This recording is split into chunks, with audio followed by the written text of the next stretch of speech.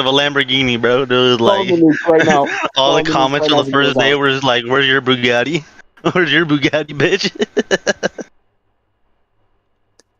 Dude, if I ever get a Bugatti, I'm gonna pull up on you. I'm gonna be like, "Hey, Gio, where's your Bugatti, bitch?" I'm gonna fucking you just me with a switch on my hand, just fucking flick it, I'm be like, like, you just yo! blow up. Shit just blows up. I'm like, so where's your Bugatti, huh? Matter of fact, where's your leg? By the way, I had meta glasses on. You're being recorded. Introducing the Book of Enoch. I'm gonna have meta glasses on. I'm gonna record it. Writings that were banned from the Bible. It tells the lost history bro, of the Nephilim, it's my own personal opinion, enjoyment, bro. The cursed offspring between humans and the sons of God. Perhaps you've heard of Enoch before, but what does it really say? And why is it so often misunderstood? In this video, I'll take you inside the Book of Enoch and explore the history of the most famous book that was banned from the Bible. Shut up. Wait, did you do the work, or are we just watching it? Yeah, Across world mythology, one race of monsters seems to appear again and again. The giants. Humanoid beings of immense size and brutality. The Norse of early Scandinavia spoke of beings called the Jotnar, primordial entities known for their cruelty and appetite for flesh. The most famous of these is Ymir, what whose is up, I'm dead ass gonna be on YouTube and it's gonna be listed of the earth. Everyone's gonna be able to see ancient Greece, we find can I the stream your who failed to overthrow the gods alongside the Titans. One of these divine rebels was called Prometheus. Stream watching your stream, bro? Fire from Zeus and gifted it to humanity. His punishment? To be chained to a rock for eternity. Some of the earliest descriptions of giants come from the ancient Levant, where early Hebrew writers recorded myths of a cursed offspring between angel and man. They called them Nephilim, and it's these giants that will come to play a key role in the Book of Enoch. The origin of the Nephilim come from the Book of Genesis, chapter 6. It tells the early history of humankind and how they were corrupted by a group of beings known as the sons of God. And this is the original text. When man began to multiply on the face of the land, and daughters were born to them, the sons of God saw that the daughters of man were attractive, and they took as their wives any they chose. The Nephilim were on earth in those days, and also afterward, when the sons of God came into the daughters of man, and they bore children to them. These were the mighty men who were of old, the men of renown. This passage in Genesis reveals the true origin of the Nephilim, a race of semi-divine beings born of a forbidden union between the human women and what appears to be angels. In the story, God is angered by humanity's corruption and decides to drown the world in a great flood. Aside from Noah and his family, the rest of humanity are washed away. Now, that should have been the end for the Nephilim, but strangely, they reappear after the biblical flood. This story comes from the Book of Numbers, during the time when Moses led the Hebrews through the desert as they journeyed to the Promised Land. And there we saw the Nephilim, the sons of Anak, who come from the Nephilim. And we seem to them like grasshoppers in their sight. If we take that literally and scale it up, the Nephilim would have been around the size of the Statue of Liberty. So by this account, the Nephilim truly are gigantic. Of course, it's possible that this is an exaggeration. Maybe a way to say they were simply strong warriors, rather than evidence that they were actual giants. Regardless, the Nephilim are some of the most unusual and debated beings in all of biblical lore. But for such interesting monsters, it's a shame that almost nothing else is said about them. But there are some hints if you know where to look. It's times like these when knowledge of biblical Hebrew comes handy. Well, I've got you covered. When you look at the word itself, Nephilim comes from the root word naphal, meaning fallen ones. Speaking of translation, some of the best answers we have come from an early Greek version of the Bible. The Septuagint translates the word Nephilim with the Greek word gigantes, which, as we've seen, means giants. All this is a good indication about how the Nephilim were understood back then. But I think we can one-up that. You see, around this time, other stories began to circulate, claiming to reveal the true origin of the Nephilim, and that was the Book of Enoch. Of all the characters to have their own banned biblical book, it's rather surprising that the hero of our story is, well, Enoch. You see, in the canonical Bible, Enoch is a very minor figure, mentioned only really in passing. Enoch appears once, listed in a very long family tree, but unlike the other names on this list, the Bible includes a very unusual detail. Thus, all the days of Enoch were 365 years. Enoch walked with God, and he was not, for God took him. Aside from living to the ripe old age of 365, the text also reveals that Enoch walked with God. What could that mean? Ever since the earliest biblical interpretations, this line has caught people's attention, especially as the Nephilim story is directly afterwards. It was not long until people began putting the pieces together and wrote stories to expand on the mysteries left unanswered by the book of Genesis. The result is the Book of Enoch, the story of what happened when Enoch walked with God. It claims to contain extra details about the events in the book of Genesis and the origin of the biblical Nephilim. What's more, it contained details so startling that it was banned from the biblical canon. In fact, it's a miracle that this text has even survived. You see, it was only relatively recently that the Book of Enoch was reintroduced to the West.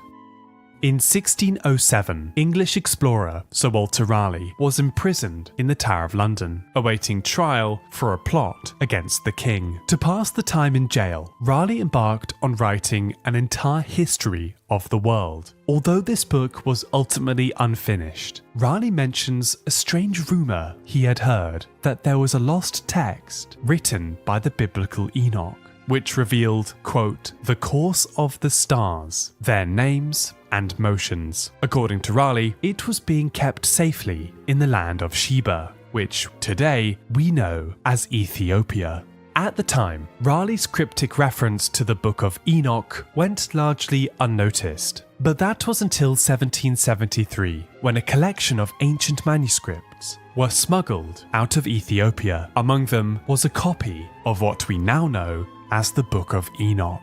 You see, Ethiopia is home to some of the oldest Christian churches in the world, yet it's often left out of many Christian histories. In fact, some of the Bible's greatest treasures are said to be housed there. If the stories are to be believed, it may be the final resting place of the Ark of the Covenant. But that's a story of another video. Anyway, ever since its origins, the Ethiopian Orthodox Church has regarded the Book of Enoch as canonical, and still does to this day. As scholars examined and translated these ancient manuscripts, some dating as far back as the 5th century AD, they soon realized that in their hands was the lost Book of Enoch, as described by Sir Walter Raleigh. Fast forward to the mid-20th century, with the discovery of the Dead Sea Scrolls, a cache of ancient manuscripts discovered in caves above the ruins of an ancient monastery. Preserved by the desert's heat and dryness, some of these texts included copies of the Book of Enoch.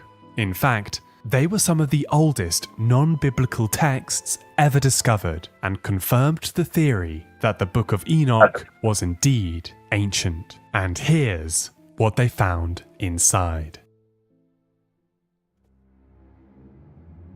The Book of Enoch, sometimes referred to as 1 Enoch, is a collection of at least 5 separate writings, stitched together into one larger work. These include the Book of Watchers, the Parables of Enoch, the Book of the Luminaries, the Book of Visions, and finally, the Letter of Enoch. Each of these 5 books were written at different times, from around the 3rd century BC all the way to the 1st century AD.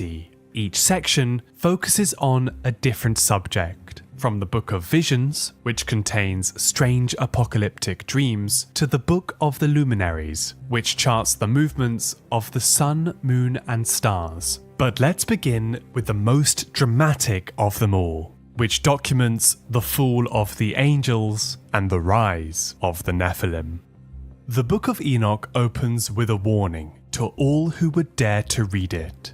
A warning of an apocalypse. You see, in the distant future, God will emerge from heaven, and his angelic armies will descend upon the earth. Those who have embraced a life of sin will be cast into the fire. This is a pretty ominous opening, but Enoch tells us that such threats should not be taken lightly. After all, it would not be the first time that God has chosen to end all creation. The Book of Watchers is set near the start of the Book of Genesis, when the children of Adam and Eve began to spread across the face of the earth. Now, life was tough for these early people. You see, within a few days of even existing, Adam and Eve had already forfeited the Garden of Eden, and their son, Cain, had murdered his brother, Abel. It was not a great start, but things were about to get worse. A lot worse. Up in heaven lived a group of angels known as the Watchers. Although their duty was to guide humanity, they soon became, well, distracted. You see, as they watched over humanity, their gaze began to turn toward the human women. Drawn in by their beauty, a dark desire began to develop. And the Watchers, the sons of heaven, saw them and desired them. And they said to one another, "Come, let us choose for ourselves wives from the daughters of men, and let us beget children for ourselves." Among the Watchers was a chieftain named Shemhazer, a powerful angel who led his fallen comrades down to earth, and from there committed a great sin against God. The human women soon fell pregnant and gave birth to a cursed offspring, the Nephilim, a race of savage, cruel giants who stood at the size of mountains. It was not long until they began to run rampant across the earth, and the giants began to kill men and to devour them. And they began to sin against the birds and beasts and creeping things and the fish, and to devour one another's flesh. With the rise of the Nephilim on earth, the Watchers had brought untold corruption against the natural order, and soon the earth itself cried out under their lawlessness. But the sin of the Watchers was not over. In fact, it was only just getting started. During the chaos and calamity wrought by Shemhazer and his followers, another Watcher, known as Azael, began to take pity on the humans. Seeing their primitive ways, he revealed to them the many secrets of heaven. Azael taught the humans the art of metallurgy, how to mine metals hidden in the earth and craft them into weapons of war. He also taught them how to shape gold into jewelry and crowns. Azael taught humanity the art of civilization, and with it unlocked an insatiable appetite for knowledge. It was not long for the other Watchers to take notice, and they too began to reveal their secrets. Shemhazer taught enchantments and root cuttings. Barakel taught astrology, Kukabiel the constellations, Zikiel the knowledge of the clouds, Arakiel the signs of the earth, Shamsiel the signs of the sun, and Zariel the signs of the moon. Now, my favourite Watcher is the lesser known one called Hermione, who, and I'm not making this up, taught the humans the art of witchcraft and wizardry. It's Leviosa. Armed with this forbidden knowledge, the humans began to construct, create, and destroy. Warfare and violence spread across the land, and once again, the earth cried out in pain, and this time, heaven heard its call. Up in heaven, The remaining angels loyal to God looked down in despair. This included the 4 archangels, Michael, Raphael, Gabriel, and Sariel. Outraged by the chaos the Watchers had unleashed upon the world, they called out to God, asking why he did not do anything to stop them. You know all things before they happen, and you see these things, and you permit them. Seated upon his shining golden throne, God reveals that a plan has already been made. The only solution to deal with the Watchers is to wipe the world clean with a great flood. But there was one more thing left to be done. You see, there is one man on Earth who is to be the final piece in fulfilling God's plan. Deep in the wilderness, far from the emerging civilizations of man, was a mystic and scribe named Enoch. He led a simple life of contemplation and prayer and dwelt in the presence of God. But, as we shall see, he would get far more than he'd bargained for. It all happened in a flash. Enoch found himself taken up from the earth and into heaven. Before him was a terrifying sight. A throne bathed in flaming fire, shining like the golden majesty of the sun itself. Surrounding the throne were angels and other indescribable beings. Then a voice. "Come here, Enoch, and hear my words." It was God, and he had a message for Enoch. "Enoch, righteous scribe, go and say to the Watchers of heaven, a great sentence has gone forth against you. You will have no relief or petition because of the unrighteous deeds that you have revealed." Enoch is tasked with delivering a message to the Watchers. As they have sinned against creation, they are about to be punished by the angels, and it is Enoch who is to announce their judgment. Suddenly, Enoch found himself back on Earth, under the cool night sky. There he meditates, illuminated by the light of young stars. The next section of the Book of Watchers follows Enoch's quest to find the fallen angels. The prophet journeys to all 4 corners of the earth, guided by the angels loyal to God. One of his companions, the angel Uriel, shows Enoch the workings of the cosmos, how the sun rises and sets, where the winds come from, and how the stars form the constellations. Uriel then leads Enoch to a vast and empty chasm. Below them, flames burn in the depths. It is a terrible sight, and a fear begins to grip Enoch, and Uriel notices. "Enoch, why are you so frightened and shaken? Because of this terrible place and because of the fearful sight." And he said, "This place is a prison for the angels. Here they will be confined forever." Uriel reveals to Enoch that they are stood at the very entrance of hell itself. Although it is under construction, this prison will become the home of the fallen angels and all who follow in their ways. Enoch continues his journey and is soon met by the angel Gabriel. He takes him to a walled garden filled with the pleasant smell of cinnamon and sweet perfume. At the center of the garden stands a tree far greater than any other. This is the tree of wisdom, from which your father and mother of old ate and learned wisdom. Their eyes were opened, and they knew they were naked, and they were driven from the garden.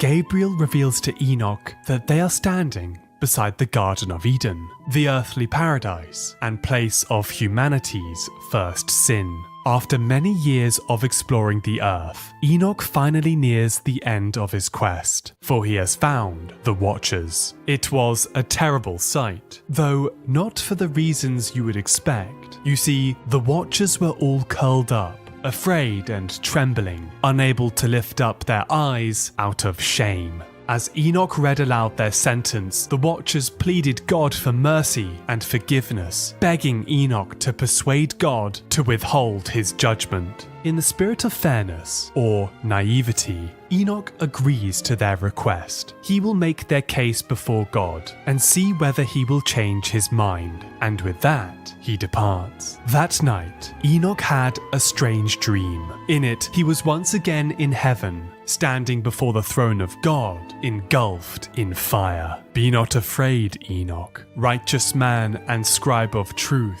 Come here and hear my voice. God tells Enoch that the Watchers will receive no forgiveness. Their actions have brought devastation upon the earth, and because of them, God will send a great flood to rid humanity of their corruption, as well as eradicate the scourge of the Nephilim. But even after the flood, traces of corruption will remain in the hearts of man, remnants of the forbidden knowledge left behind by the Watchers, and, like a rot, it will once again spread. And so, God tells Enoch that in the distant future, there will be another judgment, an apocalypse, where God himself will intervene.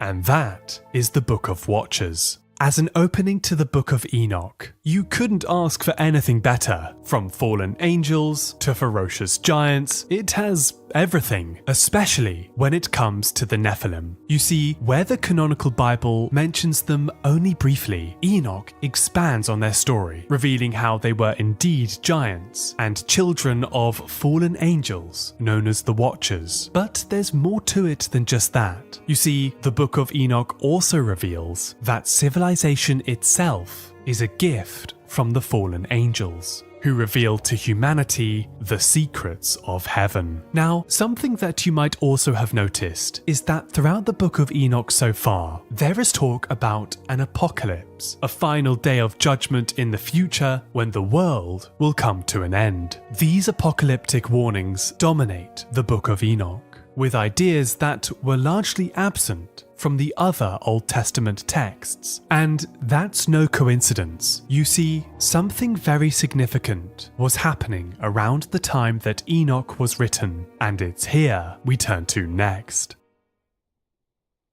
In 167 BC, the holy city of Jerusalem was at the center of a religious crisis. The Greek king, Antiochus IV Epiphanes, had desecrated the Jewish temple in the worst possible way. He had installed a pagan idol of Zeus inside the Temple of Israel, the sacred house of God. The desecration of the Jewish temple in 167 marked a turning point in centuries of Greek rule over the Jewish people. Dating back to the conquests of Alexander, the Jews experienced a period of relative tolerance, but soon they faced open aggression, especially under Antiochus IV. And according to the Jewish historian Flavius Josephus, it was terrible. He compelled the Jews to dissolve the laws of their country, to keep their infants uncircumcised, and to sacrifice pig's flesh upon the altar, against which they all opposed, and the leaders among them were put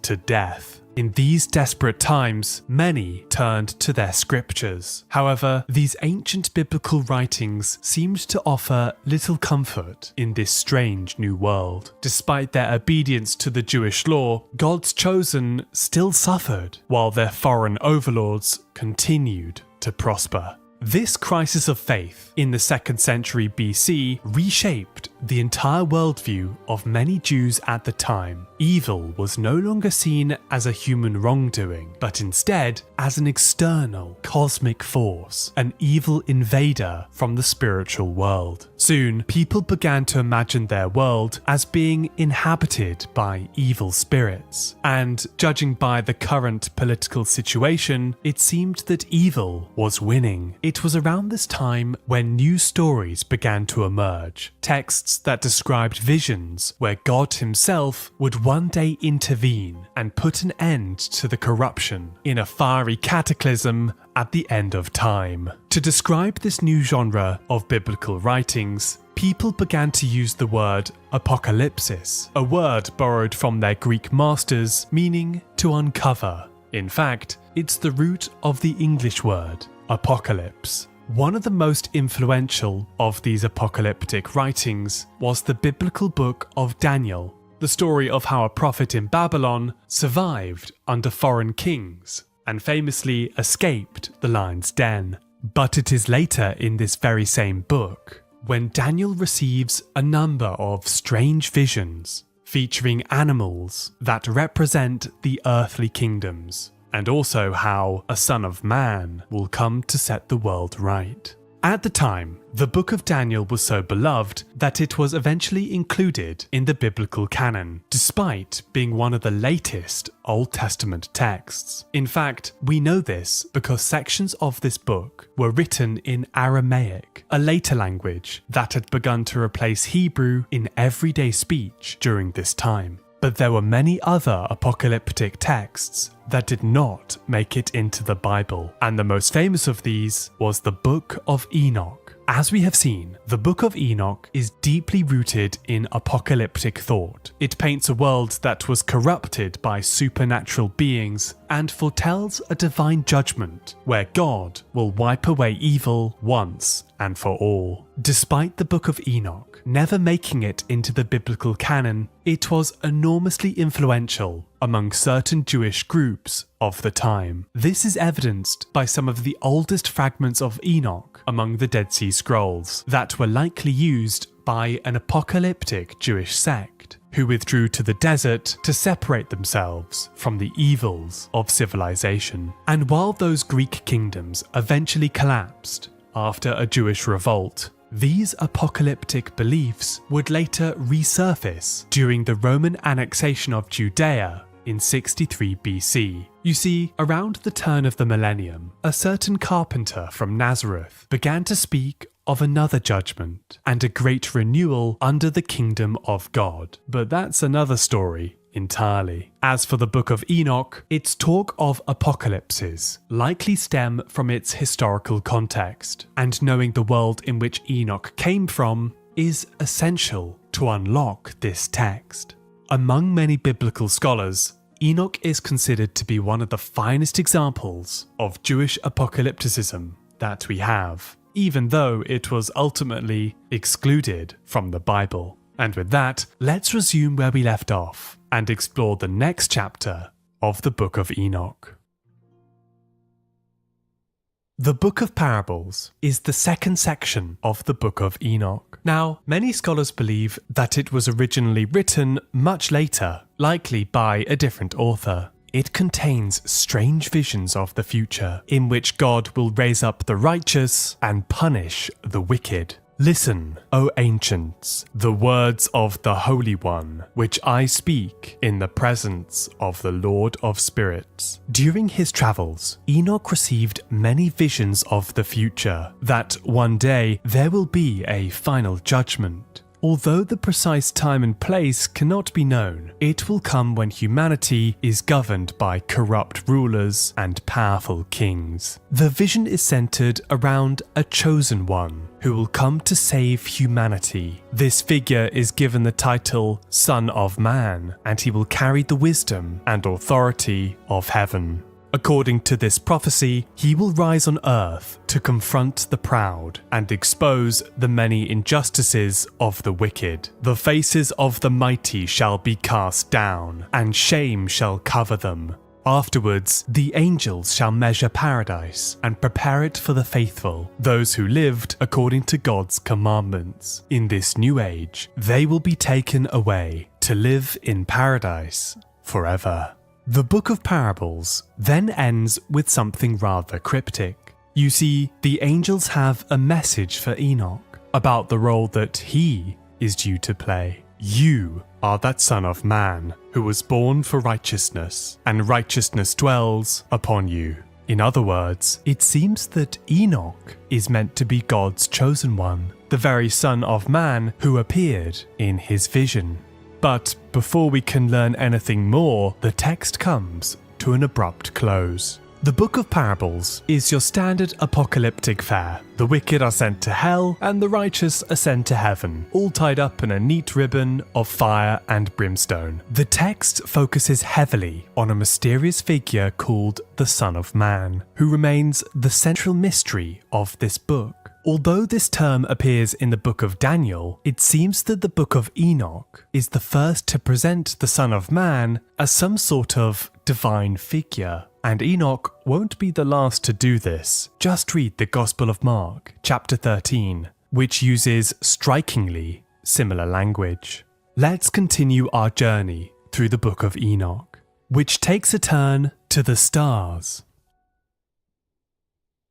As we know from the canonical book of Genesis, Enoch lived a long life, 365 years to be exact. Now, to pass the time, he probably needed a hobby, and it looks like he might have found one. The Book of the Luminaries is all about astronomy, the movements of celestial bodies like the sun, moon, and stars. The text reads like an ancient stargazing manual that was revealed to Enoch by the angel Uriel. It contains precise descriptions of the stars and other heavenly bodies. With this data, Enoch lays out how these cycles can be organized into charts to keep the time, or to you and me, a calendar. The key part of this book is its description of a solar calendar, one that follows... John, what do you think of this?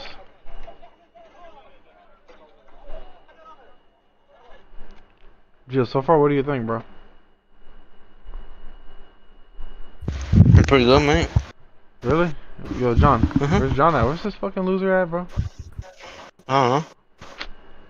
The movements of the sun. In fact, pussy Enoch's calendar is rather similar to the one we use today. It describes a year as a period of 364 days, divided into 4 distinct seasons of 91 days each. In many ways, it's surprisingly familiar, although there's one problem. A true solar year is 365 days and a quarter. If this difference isn't properly accounted for, the seasons would gradually shift. To correct this, the Book of Enoch adds an extra day periodically, similar to the leap year in our modern calendar. The Book of the Luminaries is a bit of an odd one out when it comes to the Book of Enoch. After all, what does astronomy have to do with any of this?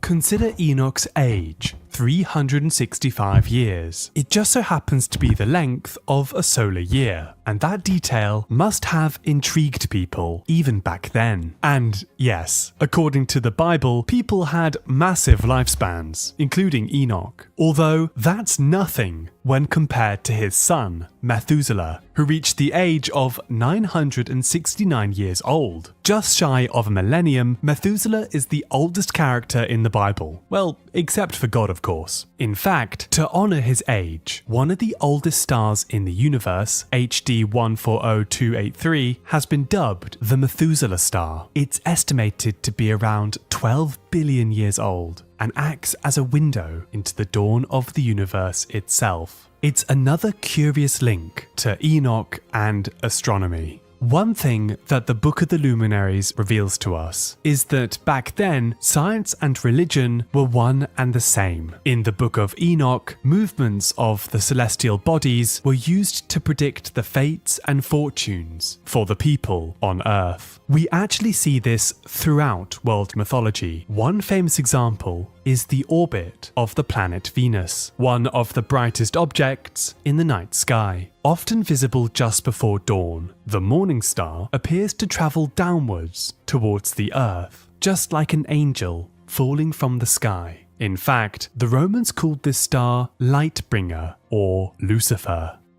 Diabolical coincidences aside, let's explore the 4th section of the Book of Enoch, and quite possibly the strangest one of them all. As we've seen, the Book of Enoch is rooted in its historical context, a time when Judea was under the rule of the Hellenistic kings. But this was nothing new. Throughout the Old Testament, Israel passes from the hands of many foreign rulers, from the Egyptians, Babylonians, Persians, and eventually to the Greeks. And it's here where the Book of Visions comes in. It effectively retells the history of Israel, from the days of Enoch and the flood, all the way up to the period of its composition. For some, history can be a little dry, but the Book of Enoch has an answer for that. In its version of history, every nation is represented by a different animal. This has led to a rather brilliant name among scholars: the Animal Apocalypse. It all starts with 2 cows living happily in a field. These cows represent humanity in its purest state. However, as the herd grows, their peaceful life is suddenly disturbed when the stars themselves fall down to earth and begin to breed with the cows. Those stars represent the Watchers, those fallen angels from before. Meanwhile, God looks down at his zoo tycoon experiment gone wrong and decides to reset it with a great flood. Anyway, the rest of the dream vision follows the history of Israel, represented by a flock of sheep. The flock survives attacks from bears, lions, hyenas, ravens, and eagles, each representing different nations that ruled over the land at various points in history. One day, the traumatized sheep are suddenly rescued by God, and all their enemies are cast into the fire. Then, among them, a mighty leader is raised up, a glorious white bull, who rules over the flock. As the vision draws to a close, the whole world are suddenly transformed back into cows. If you've ever read Animal Farm by George Orwell, you'll know that it uses pigs to describe the rise of communism. Well, Enoch's Book of Visions works in a similar way. It retells the biblical apocalypse with sheep. These strange symbols and analogies were actually quite common in these ancient apocalyptic texts. Similar visions can be found in the Book of Daniel, which describes 4 beasts rising from the sea, each representing a different nation. Animal symbols like these worked as a kind of code for readers. Those who knew what the animals represented could grasp the hidden meaning and unlock the political message underneath. These animal descriptions continued well into the Christian period. If you're familiar with the Book of Revelation or have watched my video, you'll know that it too is filled with bizarre creatures believed to represent the Roman Empire. Speaking of end times, we now approach the final section of the Book of Enoch. The Book of Enoch closes with a letter from Enoch to his followers. Throughout his long life, God has revealed to him untold mysteries and horrors of the universe, and Enoch wants to pass on his final thoughts to those who have made it this far. But many of them are warnings. Woe to you, O rich, for in your riches you have trusted. From your riches you will depart, because you have not remembered the Most High in the days of your riches. In the style of an ancient prophet, Enoch condemns the sins of the world, greed, corruption, and the oppression of the poor. But amid the warnings, there is a message for the faithful. Though the people might suffer now, Enoch promises a great reversal. Those who built their riches on cruelty will be brought low, and the humble will be raised up. Exactly when and what time, no one knows. And with that, the Book of Enoch comes to an end. Over the course of more than 100 chapters, we now know exactly what happened when Enoch walked with God. From such a small line in the Old Testament, the writers of Enoch have crafted a sprawling epic from apocalyptic parables and visions of cosmic judgment. For lovers of mythology, it has everything you could ask for, especially when it comes to the mysterious Nephilim and their origin. But where I find this book especially interesting is its links to the real-life politics of ancient Judea, and how the oppression of foreign rulers gave rise to apocalyptic thinking, with its tales of evil kings and mighty rulers being humbled before the throne of God. But there's one final question about the Book of Enoch. If this text was so influential and widely read, then what happened to it? Why did the Book of Enoch not make it into the Bible? As we've seen, the Book of Enoch and the broader rise of apocalyptic texts represent a style of Jewish thought in the centuries before the time of Jesus. While writings like the Book of Daniel eventually made it into the Bible, the Book of Enoch did not. There are many reasons for this, and one of them is fairly straightforward. You see, the Book of Enoch's contents are simply extreme. The idea of fallen angels simply wouldn't have complemented the established body of Jewish literature at the time. The texts that would eventually develop into the Bible's Old Testament were more concerned with matters surrounding the Jewish law. And then there's the question of authorship. Although this book was supposedly written by the biblical Enoch, the fact that it was a relative latecomer led many to question its authenticity. While the Book of Enoch may not have been mainstream, it's important to remember that ancient Judaism was very diverse. In the centuries before Jesus, different religious groups held very different views, and so these apocalyptic writings, like Enoch, circulated at the fringes of society. Now, how the Book of Enoch was received in ancient Judaism is one thing. What about the Book of Enoch and Christianity? Here's where things get interesting. You see, some of the earliest Christian texts have echoes to Enoch. In the New Testament epistle of Jude, the Book of Enoch is even quoted. This suggests that the author not only knew of Enoch, but understood it as authoritative. Many of Enoch's ideas seemed to be well placed within these early Christian communities. As far as we can tell, the early Christians believed that Jesus would return in their lifetime, and with him, a day of judgment would come. As Christianity began to expand, it moved away from its original setting in Judea, and with it began to evolve into something different. Guided by figures like Athanasius and Augustine, the followers of Jesus began to focus less on things like the apocalypse and more on questions like the status and nature of Jesus. And with it, it seems that the Book of Enoch was gradually left out of the Christian canon. But there were those who held on to the Book of Enoch. Those outside the sphere of Western Christianity, far to the south, in the African nation of Ethiopia, the Book of Enoch was, and still is, regarded as canonical, and we have these churches to thank for preserving this remarkable piece of apocryphal biblical writing. The Book of Enoch has left an imprint on Christian culture as we know it. Many say that the Book of Enoch popularized the myth of the fallen angel, an idea that first appears in this ancient text. This strange, wonderful, and curious book belongs to an extended universe of banned biblical literature. But of course, Enoch is one of many and is far from the most controversial. That title goes to the Gnostic Gospels, a series of Christian texts that claim to reveal the forbidden teachings of Jesus, including the Gospel of Judas. Watch here to find out more.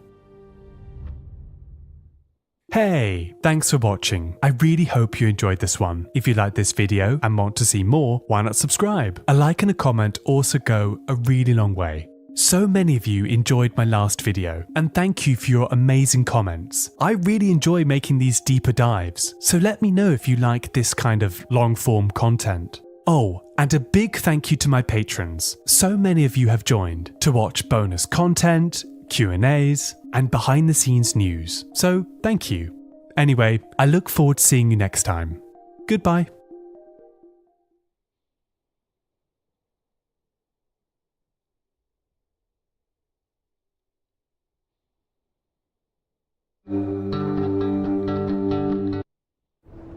There's been quite a few icebergs revolving around Mexico, but there's too many What are we gonna watch now? some are kind of weird. So I made my own, combining the best ones from all of them. You guys seem to enjoy my last iceberg, so I hope you like this one. John's fucking not even here. John's like fucking doing some random shit, bro. He just gave us... Imagine we're on speaker, bro. On April 26, 1984, the nuclear power plant in Chernobyl exploded, causing the deaths of thousands over the years. But while the rest of the world remembers it as the worst nuclear disaster in history, Mexico remembers it for a different reason. A couple of days after the explosion, radioactive material spread into the atmosphere and formed clouds. In this case specifically, over Ireland. These clouds rained on Ireland's livestock and crops. Following this, Ireland tried selling their milk production from these radioactive cows. They first approached Brazil, who happily denied the milk. Then they talked to Mexico, who gladly took the powdered milk, despite being warned from Brazil. Over the course of 2 years, Mexico purchased almost 70,000 tons of radioactive milk from Ireland. This obviously did not go unseen. Distributors detected strong amounts of radioactive material in their milk supply and informed the government of the issue, which they ignored. Infamously, Mexico's food security and supplier knew their baby formula was radioactive and kept it confidential, and in order to dilute it, mixed it with milk from other sources, which ended up not working. As a result, after 1987, childhood cancer rates went up by 300%. The issue became public, with protests being held. Some companies like Nestle refused to withdraw their products. In the end, the government went mostly unpunished, as the PRI, the ruling party at the time, was known for corruption.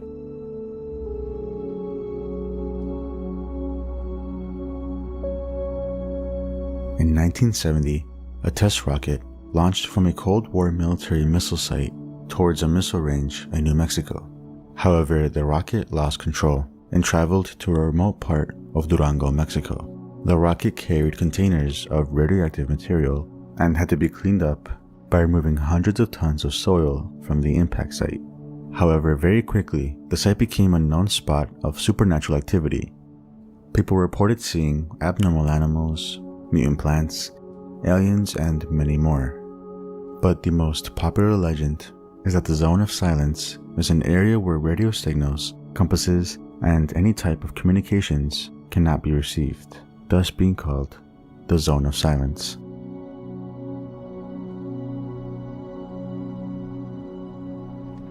Andrés Manuel López Obrador, also known as AMLO, was the 65th president of Mexico. I think we know where this is going. According to the book, The Hidden Crimes of López Obrador, AMLO apparently committed several crimes during his youth.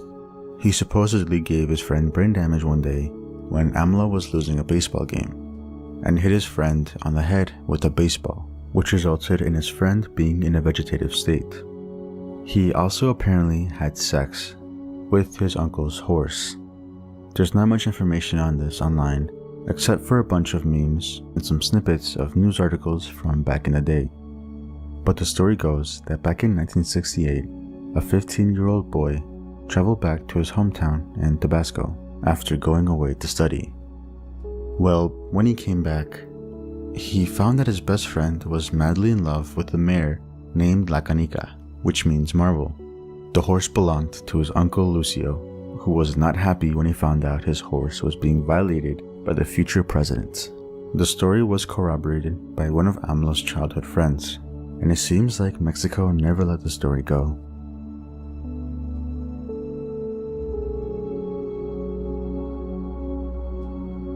Channel 5 is a Mexican open broadcast network owned by Televisa.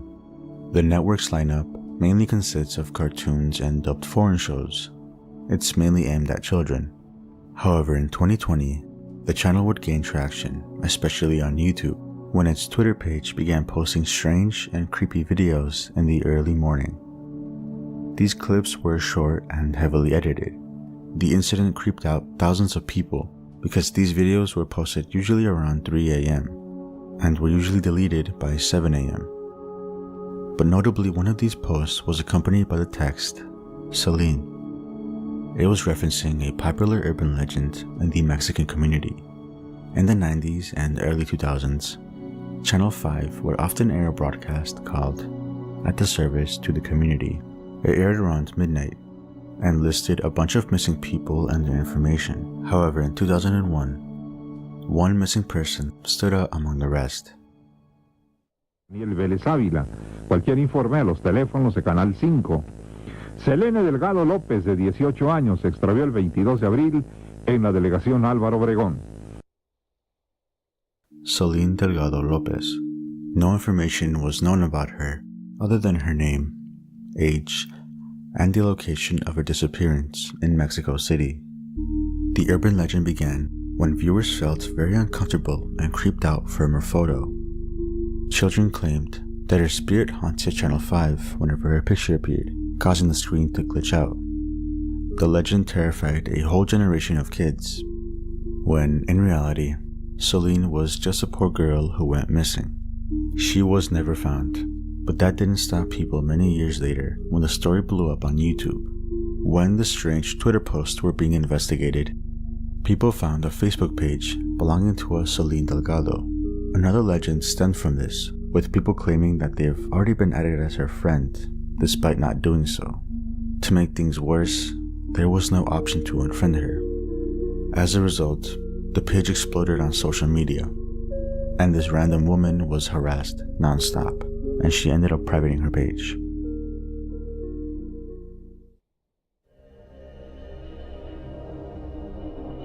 Octavio Ocaña was a Mexican actor known for starring in the popular television show Vecinos, or Neighbors. Ocaña played the role of Benito for 16 years until 2021. On October 29th of that year, he was driving with two of his father's friends when the local police requested him to stop his vehicle, but Ocaña ignored them.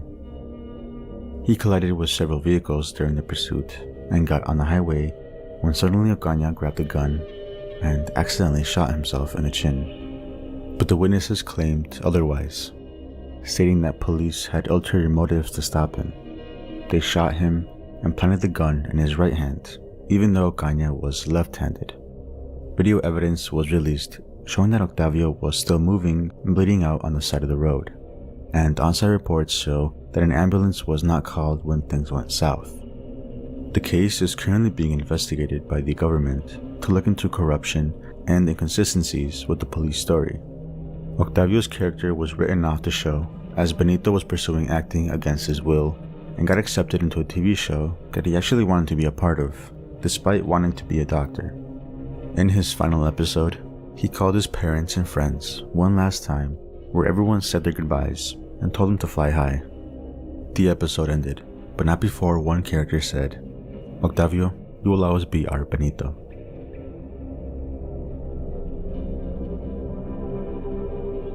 In 2009, Doritos released a commercial in Mexico.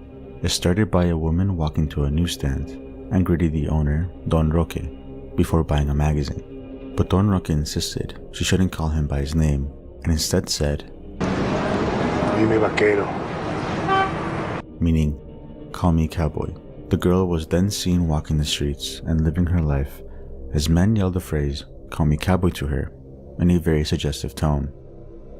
She then called her boyfriend, angrily asking him if he uploaded the video, to which he dismissed her and said, "It's cool, isn't it?" and told her to listen as he played the video on the phone. We then got the full context of what "Call me cowboy" meant, as we heard the woman moaning while her boyfriend said, "Call me cowboy." She agreed and called him cowboy multiple times, followed by more moaning. The commercial became controversial due to Doritos blatantly promoting the harassment of women and the act of sharing private videos without their consent. Thus, the commercial was censored and pulled from television.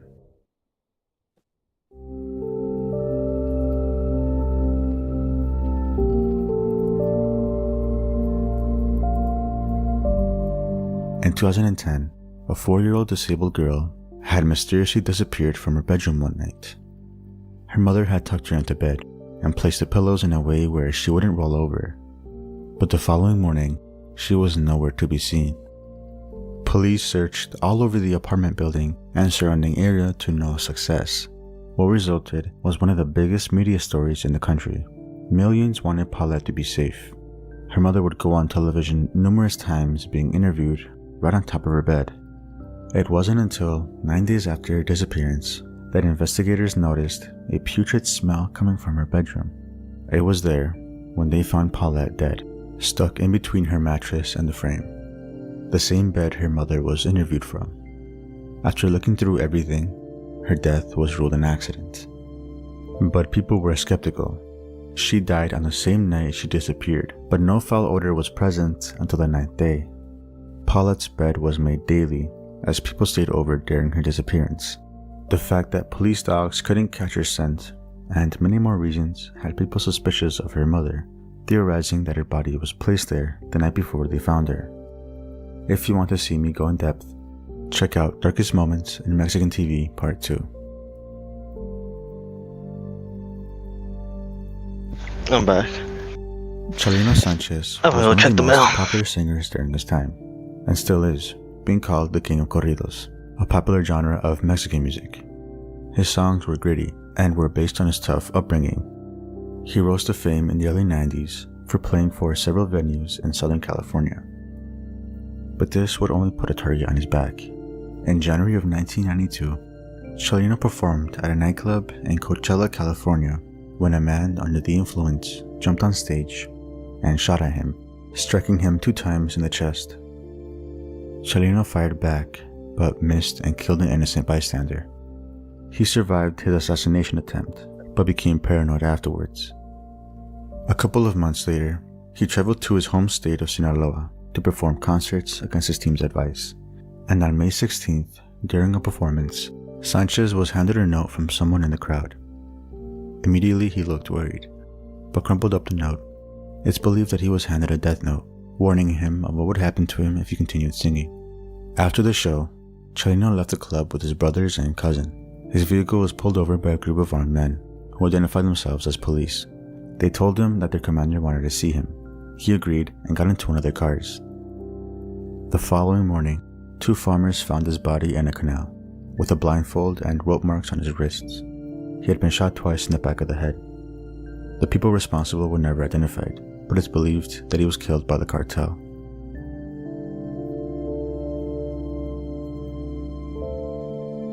El Pirata de Culiacán was a popular influencer who became famous for getting drunk and doing drugs while being filmed, often making a fool of himself and ranting to the audience unfiltered. He shared his life on social media, often at a party or with other celebrities. But all of this would eventually collapse when he drunkenly insulted El Mencho, telling him to suck his cock. El Mencho happened to be the leader of one of Mexico's most dangerous cartels. Around a month later, he posted a video on his Facebook, sharing his location. And hours later, while drinking at a bar in Jalisco, was shot 18 times by a group of gunmen. They were never identified, but it was believed to be El Mencho's men. Juan Rosales was only 17 years old when he died.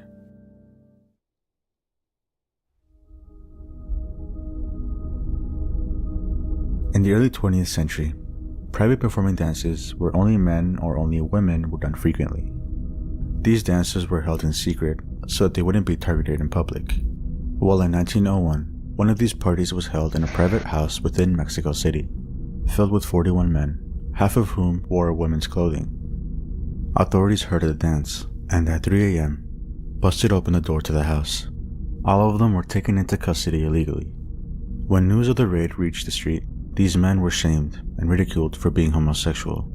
However, a rumor soon emerged, claiming that there were in reality 42 participants, with the last one being the then president's son-in-law, Ignacio de la Torre, who was allowed to escape. He had multiple gay relationships in the past, but apparently his involvement in the dance was swept under the rug. 19 of the 41 were sentenced to the army and sent to battle. As a result, the number 41 was used in Mexican culture to refer to homosexuality, and for a long time, the number 41 became taboo and avoided. Nowadays, Mexico is much more accepting of gay people.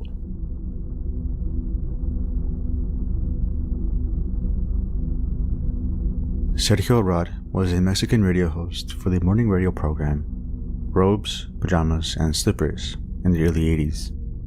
On September 19th, 1985, he started his broadcast like usual, but just 17 minutes into the show, one of the deadliest earthquakes in Mexican history began shaking the building. But instead of evacuating like his co-workers, he stayed on the show, scared but reassuring listeners. The live transmission ended as the building collapsed. When rescuers cleared the remains, Sergio Arad was dead. The audio clip is considered lost media, as many people claimed hearing the broadcast live, but it was probably destroyed when the building fell. Japan has been naming its nightmares for over 1,000 years and building shrines to keep them quiet. Not the version you see in travel videos, I'm talking about the other one. Urban legends that shut down entire school districts, crimes with more evidence than almost any case, and still no answers. And at the bottom of this iceberg, there's stuff I had to step away from for a bit. Let's begin. Kuchisake Onna is one of the most famous and disturbing urban legends in Japan. A woman approaches you at night wearing a surgical mask, something completely normal there. She stops and asks, "Am I beautiful?" If you say no, she kills you. If you say yes, she pulls down the mask and reveals a mouth cut from ear to ear, then asks again, "How about now?" From that point, every answer leads somewhere bad. Saying no ends it immediately. Saying yes means she takes a blade and gives you the same smile. The interaction itself is the trap. What turns this into something more than just a creepy story is what happened in real life. In 1979, the rumour caused a nationwide panic in Japan. Parents organised group walks so kids wouldn't go home alone, schools issued warnings, and police increased patrols. In one case in Himeji, a woman was actually arrested after dressing up as Kuchisake Onna and walking around with a knife. The modern version of the legend spread in late 1978 from a single school in Gifu, moving through crammed schools and jumping between neighbourhoods in a matter of weeks. No internet, no social media, just kids repeating the same story until the entire country knew it. There are even rules to survive. Some say answering "you're average" confuses her long enough to escape. Others claim shouting "pomade" 3 times will make her disappear. No one really knows why, but everyone repeats it the same way, and that's what makes it stick. The figure itself is disturbing, but the way the story spread, stabilised, and installed its own logic across an entire population feels even harder to explain. I'm keeping this one short because most of what's been said about Aokigahara online has been said badly, and I don't want to add to that pile. 35 square kilometres of dense forest at the base of Mount Fuji, canopy so thick that sunlight barely hits the ground. Known as the suicide forest, because for decades it's been one of the most common places in Japan for people to end their lives. In 2003, 105 bodies were found. The government stopped publishing numbers after that because the attention was making it worse. The place has been dark for centuries though. During feudal famines, families allegedly practiced ubasuit, leaving elderly relatives they couldn't feed in remote areas. There are poems from 1,000 years ago calling it cursed. The modern wave traces to 2 publications, a 1960 novel where 2 lovers die in the forest, and a 1993 book called The Complete Manual of Suicide that recommended Aokigahara by name. 2 publications changed the trajectory of this place permanently. The detail that stays with me is the tape. People who go and tie coloured string to trees so they can find their way back. Volunteers follow those ribbons looking for people in crisis, and sometimes a ribbon just stops. No person at the end. You'll never know if they made it out. I'm not dwelling on this one. It's real, it's ongoing, and it deserves respect more than it deserves content. Moving on. Alright, that was the surface. Now we go deeper, and this next one changes the tone completely. March 20th, 1995. Morning rush hour, Tokyo. 5 men board 5 different subway trains carrying plastic bags wrapped in newspaper. Inside each bag is liquid sarin, a nerve agent the Nazis developed during World War II. At a coordinated moment, they puncture the bags with sharpened umbrella tips and walk off the trains. The sarin vaporizes. 14 people die. Over 6,000 are injured, some with permanent brain damage. It's the worst terrorist attack in Japanese history. Most people know that headline. What they don't know is the chain that led to it, and the chain is the real story. Aum Shinrikyo was founded as a yoga club in 1984. It was led by Shoko Asahara, a nearly blind man who had failed the entrance exam to Tokyo University. That rejection turned him. He built a religion out of Buddhism, Hinduism, and the Book of Revelation, all centered on one idea: nuclear apocalypse was coming, and only his followers would survive. By the early 90s, he had 10,000 members in Japan and 30,000 in Russia, over $1 billion in seized assets, scientists, chemists, doctors on staff, computer stores across Tokyo, a registered, tax-paying religious organisation with a PR department, and they were escalating in the open for years without anyone connecting any of it.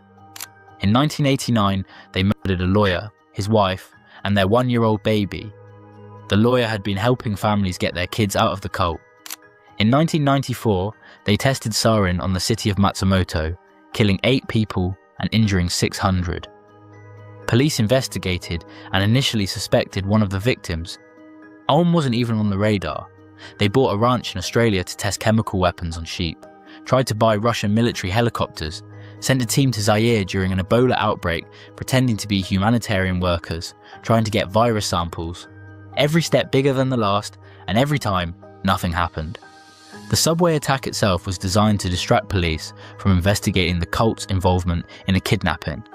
They deployed a chemical weapon on 5 subway lines during rush hour in one of the busiest transit systems on Earth to buy time on a kidnapping case. That's the level of calculation we're dealing with. And the response was a disaster. 40 minutes in, first responders still had no gas masks. The subway control centre kept trains running on schedule, spreading contamination across 15 stations. Hospitals near Ground Zero learned it was sarin by watching the news on TV. One doctor who recognised the symptoms started calling hospitals on his own to warn them, and that one man's phone calls probably saved more lives than every official channel combined. Asahara hid in a secret room at the cult's compound for 2 months before police found him. 2 months, in a room. His trial lasted 8 years. He was executed in 2018. The cult renamed itself Aleph and still exists, still recruits members. At Menenji Temple in Hokkaido, there's a doll sitting in a glass case. Traditional Japanese doll, kimono, painted eyes, black hair that goes past her waist. When she arrived at the temple in 1938, the hair was cropped at jaw length. The story behind it goes like this. In 1918, a teenager named Eikichi Suzuki bought the doll as a gift for his 2-year-old sister Kikuko. The girl adored it, named it after herself, and carried it everywhere. A year later, Kikuko died from a sudden fever. She was 3 years old. The family kept the doll on their altar, and at some point they noticed the hair looked longer than before. They took it as a sign that the child's spirit was living inside. When the family moved away from Hokkaido in 1938, they left the doll with the temple monks. The monks started caring for it, and the hair kept growing. They've trimmed it multiple times over the decades. Samples were reportedly sent to Hokkaido University and came back confirmed as human hair from a child. Now, the rational explanation is solid, and I think it's probably correct. These dolls are made with real human hair, folded in half and glued into the scalp. Over decades, in a warm, humid temple, the glue softens, the fold slips through, and one side gets longer. It looks like growth, material science, but the temple refuses to let anyone take the doll apart to prove it. They say it would disturb Kikuko's spirit, so we're stuck with an explanation that makes perfect sense and can't be verified. I think it's glue, but I also think there's something about a temple spending 80 years caring for a doll because a little girl loved it that I find more moving than creepy. If there's one case on this entire iceberg that I think about at random moments, it's this one. New Year's Eve, 2000. A family of 4 in Tokyo's Setagaya ward. Mikio, 44, his wife Yasuko, 41, their daughter Nina, 8, and their son Rei, 6. All killed in their own home. And that's horrible on its own, but what the killer did after is what puts his case on every unsolved crime list in the world. Sometime after 10:38 p.m, the last time Mikio used his email, someone climbed the fence by the park behind the house, stepped onto the AC unit, and went through the second-floor bathroom window. He went to Rei's bedroom first and strangled the boy with his bare hands. Mikio must have heard something because he rushed upstairs, where the intruder stabbed him in the head with a sashimi knife he'd brought with him. Part of the blade snapped off inside Mikio's skull. The father fell down the stairs, then Yasuko and Nina, and then he stayed. He sat down at the family computer at 1:18 in the morning, browsed the internet, according to some reports, tried to book theatre tickets. He ate 4 cups of ice cream from the freezer, drank barley tea, used the toilet, didn't flush, bandaged a wound on his own hand using the family's first aid kit, and this is the detail that stuck with me, Yasuko's sanitary pads, because the bandages weren't enough. He may have napped on the couch. Then, he changed into Mikio's clothes, left his own blood-soaked outfit behind, and walked out the front door on New Year's morning. The evidence he left behind is what breaks your brain about this case. His DNA, his fingerprints, his blood type, a sweatshirt that only 130 were sold in all of Japan, a jacket from a specific 2000 product run, Edwin brand gloves, a hip bag with grains of sand in the lining that don't match any geological source in Japan, his feces, which showed sesame seeds and string beans, his shoes, identified down to exact brand and model, 2 Muji handkerchiefs that smelled like Drakkar Noir cologne, one with a 3cm cut in the centre, a technique used in Chinese fish processing factories to keep a knife from slipping. DNA analysis over the years produced something nobody expected. The killer appears to be mixed race, possibly Southern European on his mother's side and East Asian on his father's.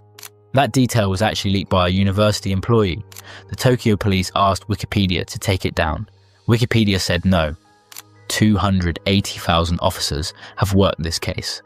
5 million fingerprints compared. 1.3 million DNA samples tested. 0 matches. Anywhere in the world. Technology now exists that could build a facial composite from his DNA, but Japan has no legal framework to use it. The former lead investigator has spent his retirement lobbying to change that law. 25 years later, the reward stands at 20 million yen. The family still visits every December, and whoever ate ice cream next to the bodies of 4 people he'd just killed is out there somewhere, living his life. That's the one that stays with you. This one is almost certainly fiction, but it's the best piece of internet horror I've ever come across, and the format is what makes it work. Let me walk you through it the way it originally happened. Japanese message board, 2 channel, a thread called Post About Strange Occurrences Around You. Late at night someone posts, "This might be my imagination, but can I post it anyway? The train I'm on hasn't stopped at any station for 20 minutes. Usually it takes 5. There are 5 other passengers and they're all asleep." People reply. Some joke around. She tries to check on the conductor but can't see through the blinds between the cars. The train keeps going. 20 minutes becomes 40. She passes through a tunnel that shouldn't exist on her route, and then the train stops. We're at a place called Kizaragi Station. Should I get off? I've never heard of it. Within minutes, users are searching for Kizaragi Station. Nothing comes up. No map, no database, no transit record anywhere. She gets off anyway. The station is empty, unmanned, with mountains and grassland in every direction. She calls her parents and they can't find it on any map. She calls the police, who tell her she's wasting their time. By now the thread is blowing up. People who were joking 10 posts ago are telling her to leave immediately. Someone points out that the kanji in the station name can be read as demon. She starts walking along the tracks, and that's when she hears it. Drums in the distance and a bell getting closer. A one-legged old man appears behind her, warns her the tracks are dangerous, and vanishes. She finds a road. A car pulls up and a man offers her a ride. The 2 Chan users are screaming at her not to get in. She gets in. The car goes deeper into the mountains. The driver stops talking, starts mumbling to himself, words she can't understand. Her phone battery is dying. She types one last post. Things are getting strange. He's been mumbling something I can't make out. I'm going to run the first chance I get. This might be my last post. That was the last anyone heard from Hasumi. Now look, someone wrote this. It's fiction, but the format is what makes it special. You're reading a live thread where real users are giving advice that gets more desperate with every post. No narrator, no soundtrack, just someone typing into the void, and then silence. You read it the same way the 2 Chan users did in 2004, staring at a screen and waiting for a reply that never comes. A movie was made in 2022. The railway company that runs the real line renamed a station Kizaragi and sold replica tickets that sold out in an hour. Japan didn't fight the legend, they merchandised it. In Fukuoka Prefecture, there's an old tunnel near Mount Inunagi that's been sealed off with concrete. According to legend, if you get past the barrier and walk through, you'll eventually find a path to a village that doesn't appear on any map. And at the entrance, there's a handwritten sign that reads, "The Constitution of Japan does not apply beyond this point." The villagers supposedly reject all modern law. Cannibalism, incest, murder of outsiders, the whole package. Your phone dies when you get close, your car won't start, and if you're found, you don't leave. I'll save you the suspense. This is an urban legend that started on 2 Channel in 1999 when an anonymous person sent a letter to Nippon TV titled, "The Village in Japan That Isn't Part of Japan." The original story involves a young couple whose car breaks down in the 1970s. They walk into the forest looking for help, find the village, and an old man murders them with a sickle. But here's why this legend stuck around. There was a real Inunaki village, founded in 1691. It produced ceramics and steel, existed until 1889, and was physically submerged when the Inunaki Dam was completed in 1986.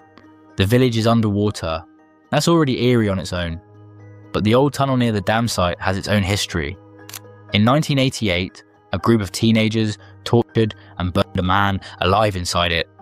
Real crime, real conviction, widely reported. So you've got a submerged village, a sealed tunnel, and a documented murder, all in the same location. The legend basically wrote itself. The sign about the Constitution was almost certainly placed there by someone who wanted to make it scarier, and it worked better than any ghost story could. There's also supposedly a phone booth near the tunnel that rings every night with a call from the village, and if you answer, you're transported there. I don't believe a word of it, but a real place with real history, generating a legend this powerful just by being abandoned the right way, that I find fascinating. From here on out, the legends thin out and the real stuff takes over. This one started as a practice and became a legend because the practice was so horrifying that people couldn't fully accept it as real. Hitobashira means human pillar. From ancient times through the 1500s, living people were sealed into the foundations of castles, bridges and dams during construction. The idea was that a human soul embedded in the structure would protect it from earthquakes, floods and enemy attacks. A spiritual insurance policy paid in blood. Sometimes the victims volunteered, samurai offering their lives for their lord. Sometimes they were chosen by lottery. And in at least one documented case, builders at Matsu Castle grabbed a woman who was dancing at a local festival and sealed her into the walls. After that, the town passed a law banning dancing. That law lasted for years. An entire city couldn't dance because the last person who did ended up inside a wall. The most famous case is Muraoka Castle in Fukui Prefecture, one of the oldest castles still standing in Japan. The walls kept collapsing during construction, and a one-eyed woman named Oshizu agreed to become the Hitobashira on the condition that her son would be made a samurai. She was sealed into the central pillar. The castle held. Then, the lord got transferred to another province, and the promise was never kept. Every April, when the heavy rains come and the moat floods, locals say it's Oshizu crying. At the Matsue Ohashi Bridge, a man named Gensuke was the sacrifice. The bridge stood for 300 years. And when they built a replacement in the 1890s, thousands of villagers from surrounding areas refused to come to town because they believed a new victim would be chosen from among them. In the 1890s, that's how deep the belief ran. Some historians think these are just folklore attached to buildings after the fact. Others point to excavations that have found human remains in castle foundations. Either way, you're walking through a 16th century castle in Japan, and somewhere in the back of your mind, you're wondering what's in the walls. I love this case, and I know that's a weird thing to say about an extortion campaign that drove a man to set himself on fire, but from a pure mystery standpoint, this is one of the wildest unsolved crimes I've ever come across. March 1984, 2 masked men break into the home of Katsuhisa Ezaki, president of the Glyco Candy Company. They tie up his family, drag him to a warehouse, and demand 1 billion yen and 100 kilograms of gold. 3 days later, Ezaki manages to escape on his own. That should have been the end of it. It was the beginning. Weeks later, the Glyco factory burns down. Then, the letters start arriving. They come from someone, or some group, calling themselves the Monster with 21 Faces, named after a villain in a classic Japanese detective novel. And these letters are something else. Theatrical, playful, almost literary. mixing formal Japanese with street slang, as if the writer was highly educated but wanted to sound like a thug. They address the police superintendent by name, mock him personally, write, "We forgive Glyco," and then announce they've laced Glyco products with potassium cyanide and put them on store shelves. Products are pulled nationwide. The stock crashes, thousands lose their jobs, and then the monster moves on. Same playbook, different targets, Morinaga, house foods, Marodai ham. Cyanide-laced candy is actually found on shelves in 2 prefectures with labels that read, "Danger contains toxins. Eat this and you'll die." The monster with 21 faces. The closest anyone ever got was a stakeout at a train station where the monster had arranged a cash drop. Police spotted a man, average build, cap, described as having fox-like eyes, who picked up a signal from the drop point and disappeared into the crowd. The composite sketch became one of the most reproduced criminal images in Japanese history. Hundreds of thousands of tips flooded in. Nothing led anywhere. And then the lead investigator, Superintendent Yamamoto, from Shiga Prefecture, killed himself, doused himself in fuel, and set himself on fire outside his own home. The monster's next letter arrived shortly after, and the timing alone was devastating regardless of what the letter actually said. Then, in February 1985, the final letter came. "We are tired. We have decided to forget about tormenting the food companies." And they just stopped, walked away. The statute of limitations ran out. Nobody was ever identified, arrested, or charged. Most criminals who taunt law enforcement are ego-driven, and ego makes you sloppy. The monster with 21 faces showed operational discipline that still baffles investigators. They waged a campaign against an entire industry, caused billions in damage, terrorized the country, and then quit because they were bored.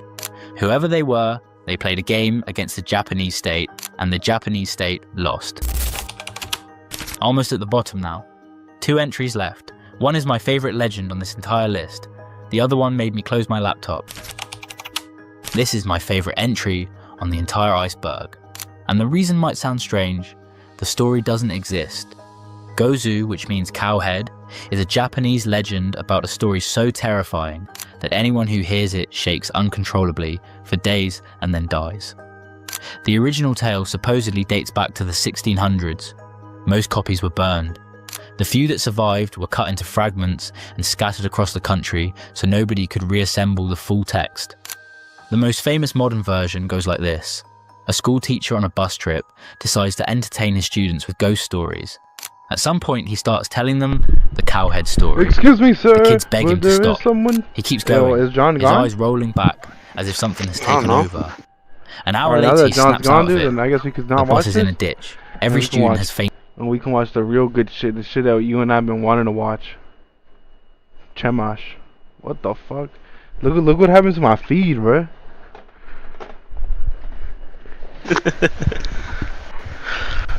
Alright, let's see Alex Pereira versus Cyril Gahn. Okay, bro.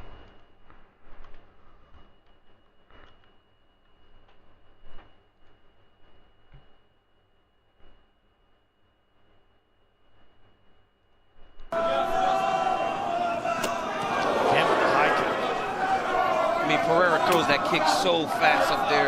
No tell. It's much more difficult to land. Generally, you want to try to lead with the backhand when you're in that split stance or throw more kicks. But Gahn's still bouncing around, moving. There's one landed. Yeah, or there's danger. Always danger. There's that front Jab by Gahn. One of his primary. Front kick by Gahn. Throws it very well off the front leg, even from a bladed stance. Right, that's nice how inside sold. low kick. They need to release this like fully soon. This shit was a quick knockout. Target awfully quickly for a man his size. Cyril's picked up the activity in the second part of the round. Oh, nice right hand. Alex gets caught with a good right hand. Among all active heavyweights right now. Oh, nice inside low kick there. One of Pereira's Well, best hit strikes by of the round. Gahn. It's just like tense, Gahn. right? Because you know the fight can change with one strike. Nice calf kick by Cyril. This was a good round for Cyril Gahn. A late connection And that's the moment right there. Cyril Gahn, you. by He had it in the bag, bro. But otherwise, His own inside leg kick. I mean, Not mad, I didn't do that. serious blacking and bluing on the inside of Pereira's lead leg. Cirogan did look faster than Pereira in this fight. Yeah, way faster. Pretty concerted effort on the shot by Gon, potato-wise, too. I'm pretty sure that completely shocked Pereira. Oh, and that jab. Beating the shit out of him, bro. Potato back to his feet. Oh, pressure right from Gon. And now a counter left from Potato. Gon trying not to overextend. Tense moment early round 2. Oh, big elbow. Pereira's hurt bad. He's hurt real bad. Oh my goodness. Referee closing the distance. Potato trying to survive. Yeah, Herb Dean. Oh, he's on wobbly legs. Herb Dean don't want to stop the fight. Oh, He's in That's it. Zero Gon! Now the two-time UFC interim champion. Whoa! What do you think of that fight? You saw that happen when he got fucking flatline, like not flatline, but completely bullied in that fight. You were there at last, bro. We fucking were like, what the fuck? We're fucking talking about the whole time. They're like, but Pereira goes down, he goes fucking down. I know. About Pereira sure as hell knows how to lose. I'll give you that. Pereira knows how to lose. Highest of the highs, lowest of the lows.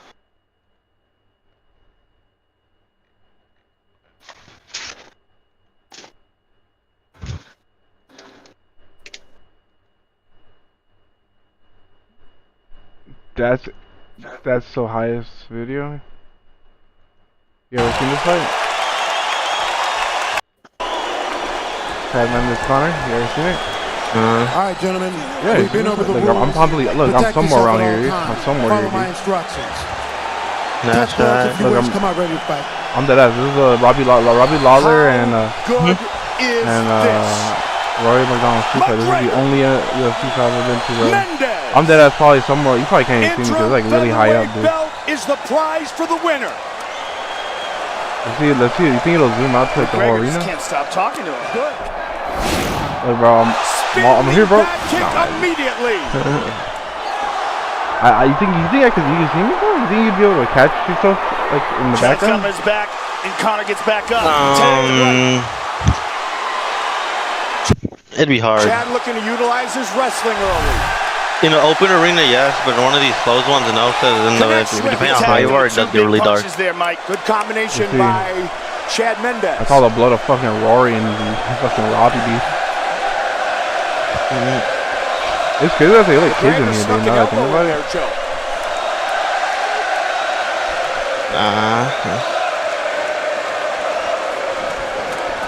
Another right hand over the top by Mendez. And spinning back kick is nice.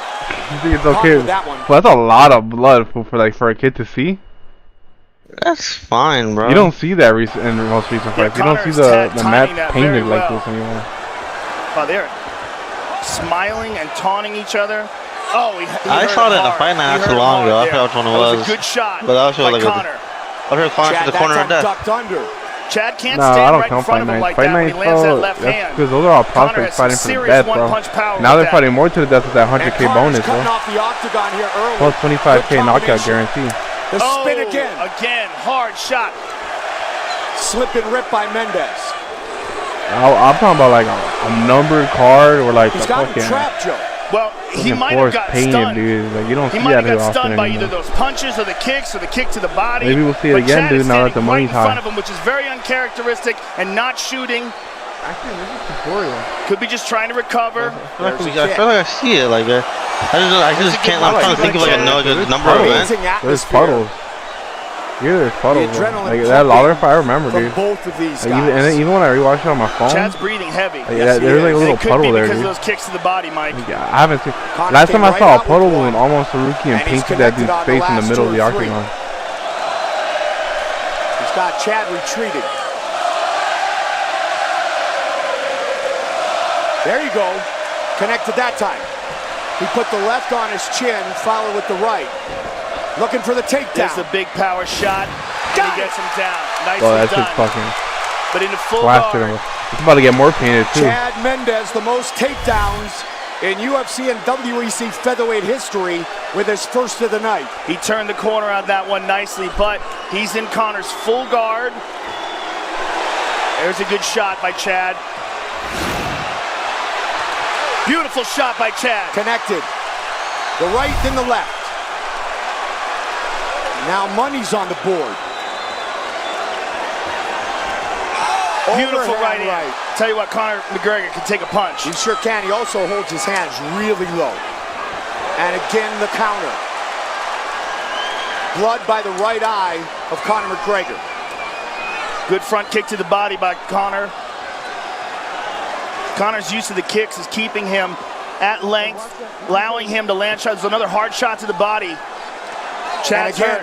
Chad's body's hurt. It was the kick that started it off. Yep. He's trying to recover here. But no, Conor you think John knocks out? He's got a longer reach, and he can hit him in a place where Chad can't hit him back, especially with those kicks. 8-inch reach advantage.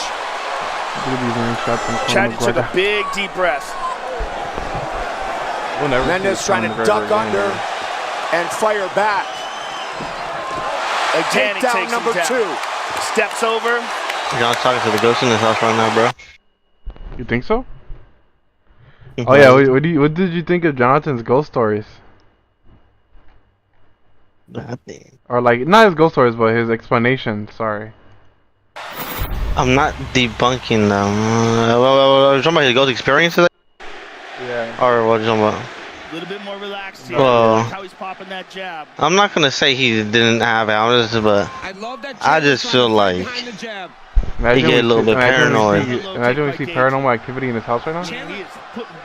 That'd be crazy, bro. Like you just see like that. Oh, bro. Okay, so remember that one video we were watching that was like really low-key convincing? What do you think about that one? Now that you've been able to sit and like let it, I guess, sit in your brain. He has taken some massive shots from Chandler. Oh, nasty left by Justin. Oh, a knee from Chandler didn't appear to land. Oh, he heard it. He heard it. Gaethje wobbled.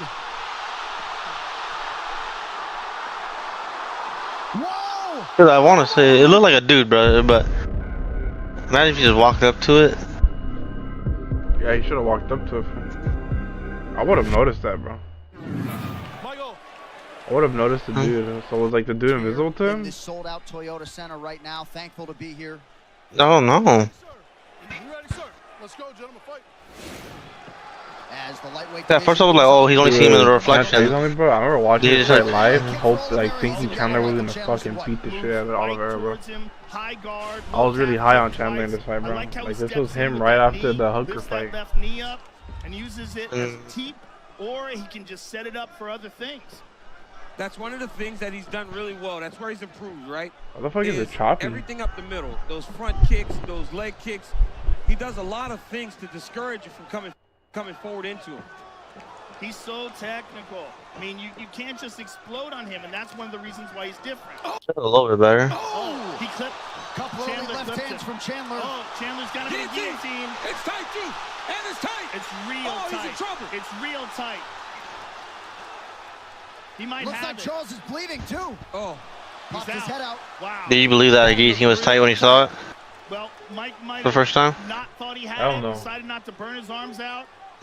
Don't give your back to your I knew how to train this shit, bro. I can see his hand. Not to Oliveira. That is, listen, and this is what Oliveira does. He's got pulled. Don't give your. There's got to be a guillotine. It's tight, too. And it's tight. It's real. Can you see it fine? It's real tight. It's tiny as shit in the middle of your screen, but yeah, I can see it. Oh, popped his head out. Wow. So I'm trying to get rid of the choppiness. Well, Mike might have not thought he had it. So doing this makes it choppy.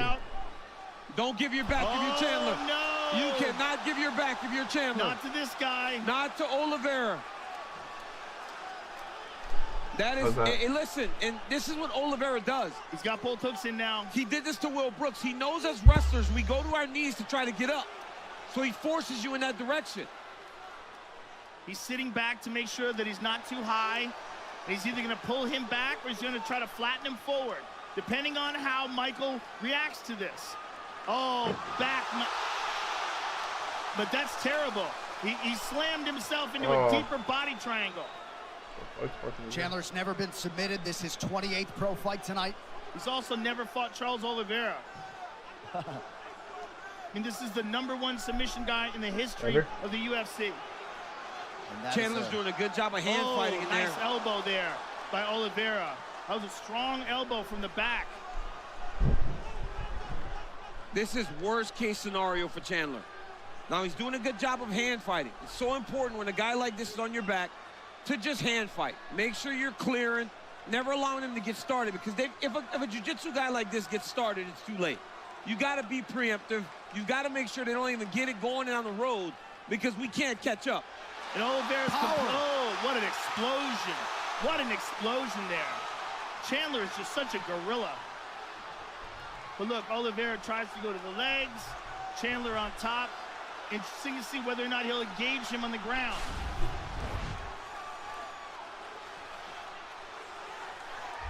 Big shot from the top by Chandler. Great shot on top by Chandler. Those up kicks. That was a massive win for Michael Chandler. Getting down there early when he was dry, surviving, and not only surviving, but now being on top.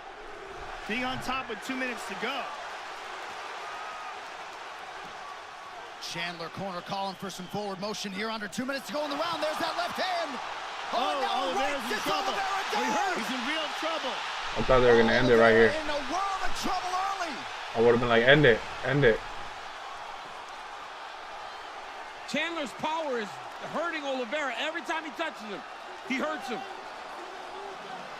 But Oliveira's managed to survive up to now.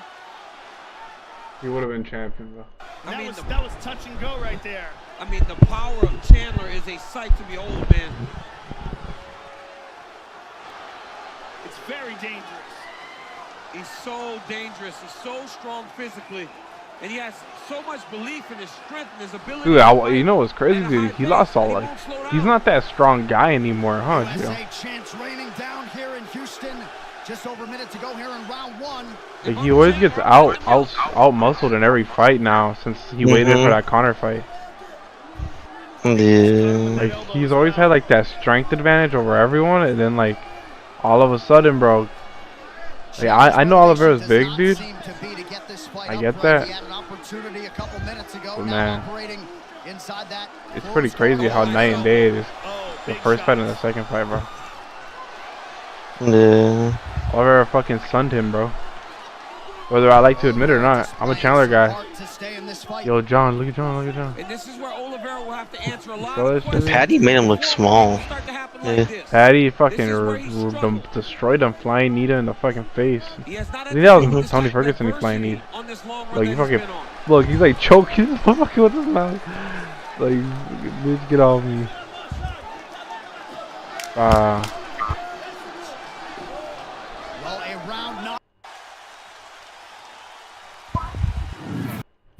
Dude, this fight really broke his heart, dog.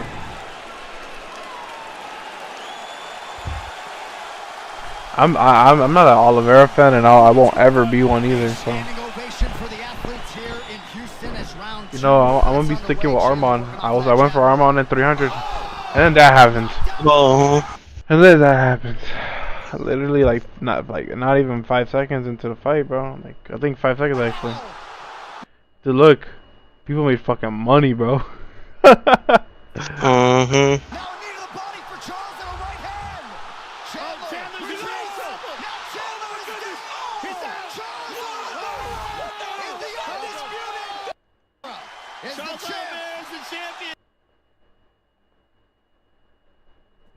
Fuck that guy, bro.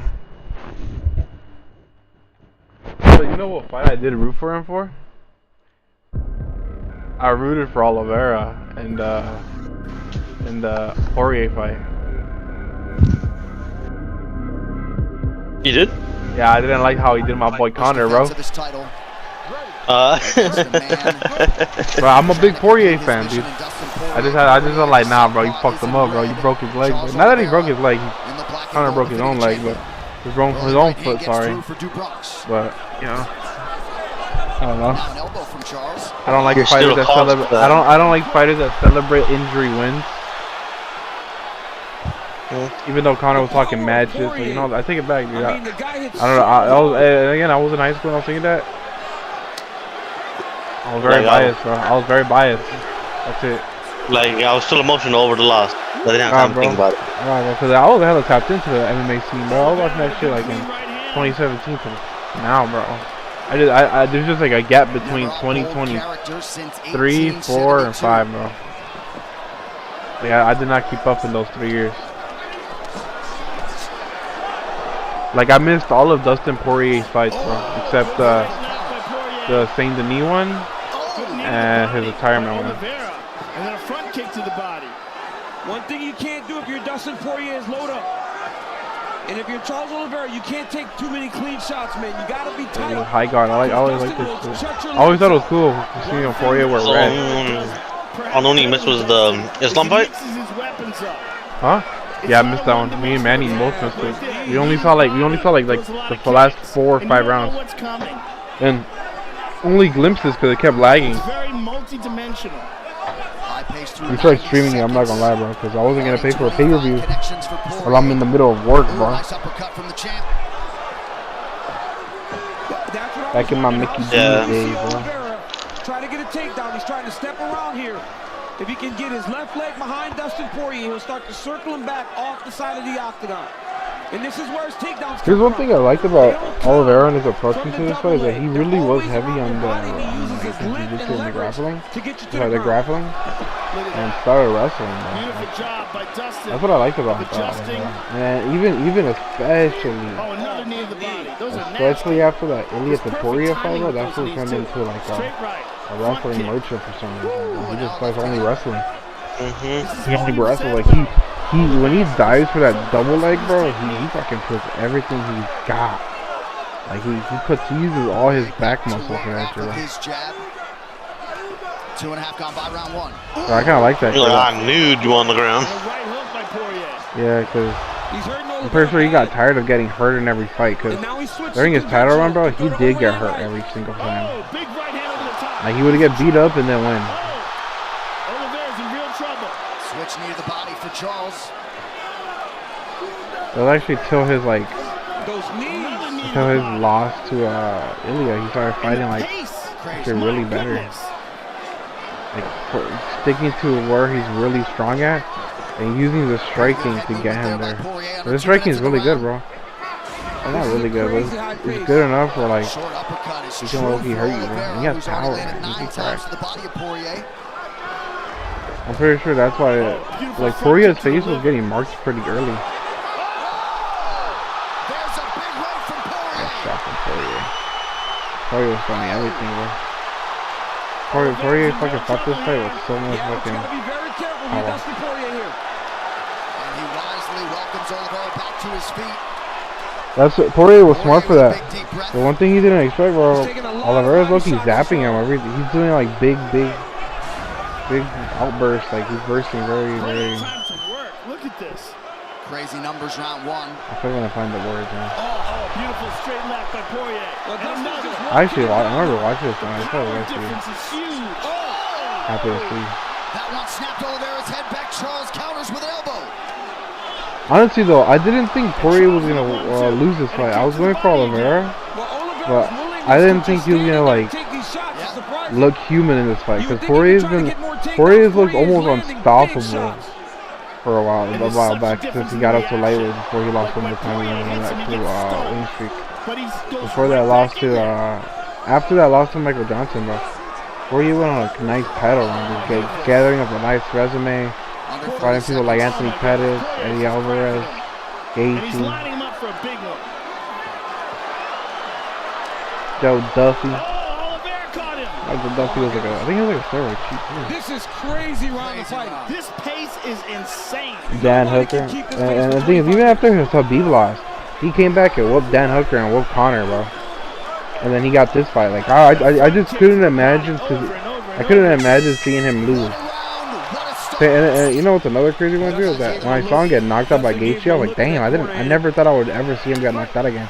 I was like, dude, because his past fight showed like his chin. Like this fight with Oliveira, he got hit with some big shots against Oliveira, bro. Like those shots look like they fucking stung his brain. Like, Oliveira's hit him with some good punches, and they look like they stung. But that Gaethje's fucking head he like wrapped around his whole fucking guard. And I don't. And when I saw that, honestly, in the lead up of the Gaethje and Poirier rematch, I just kept saying Poirier's got this in the bag, bro. Like Poirier's chin's gonna hold up and he's gonna whoop this dude easily. And I was like, Poirier's even better. Like who you got, Gaethje or probably like I want Gaethje, but he was like, you're like, you know what? The first fight, dude, he was losing though. He was. He was losing. Yeah, he just threw the right head kick, bro, and that shit destroyed this dude. Like, that's what I'm saying. Like that's why I was like, Gaethje is gonna lose. 9 out of 10 fights. Like, I think Poirier beats him. But he's holding on to the glove I think Poirier beats him. Poirier was better by the time they rematched. Like he was way better now. So was Gaethje. Gaethje was better. He was a lot more patient. He was a lot more patient, but he still made the same errors. Oh man, he had one more thing in his arsenal. That was a fucking head kick, bro. Which caught Poirier completely off guard, and then Poirier said it himself. He didn't expect any head kicks. He didn't see it after.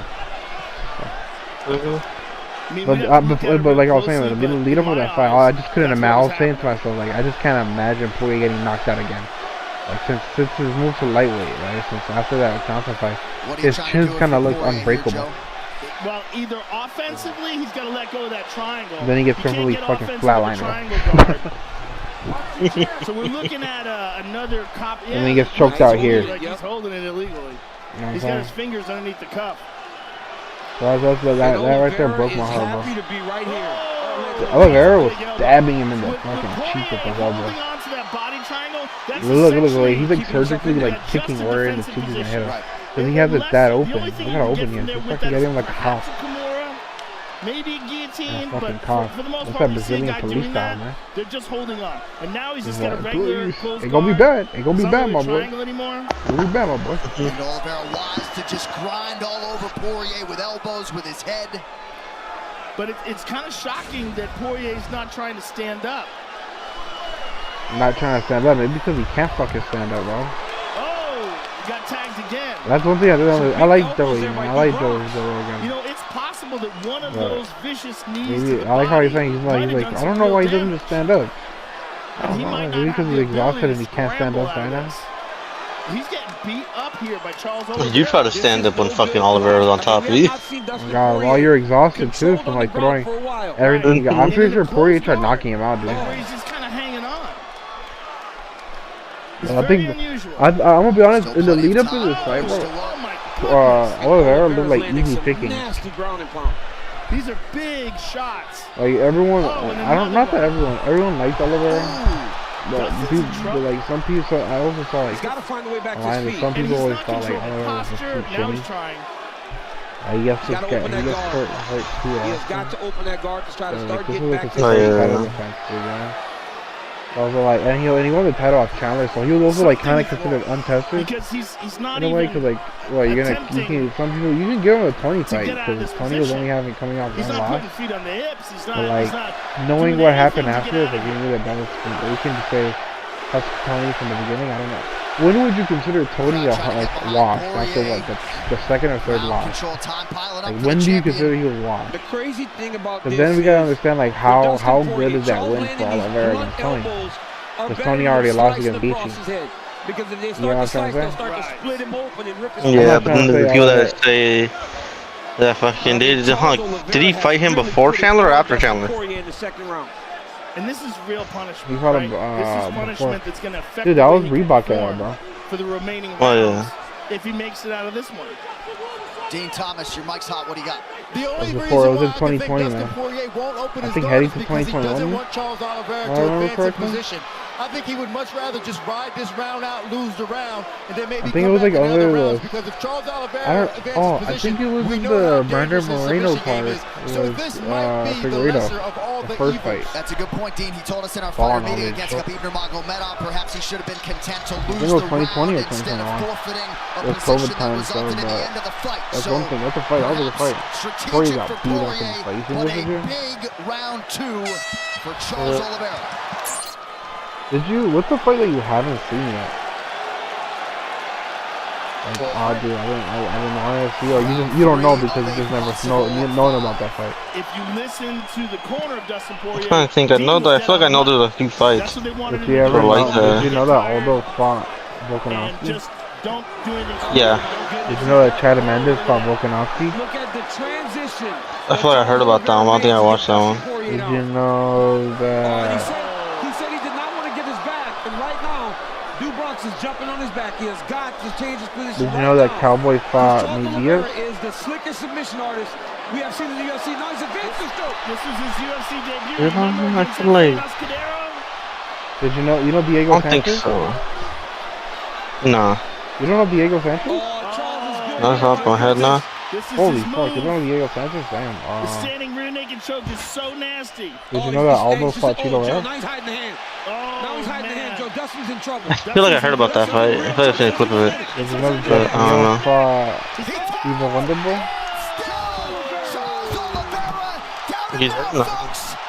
Oh, I think I do know about that.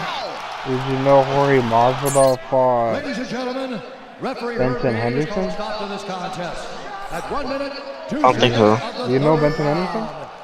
I know Benson Henderson, but I don't think I saw the Jorge fight. Yeah, Benson moved up to 170. Yeah.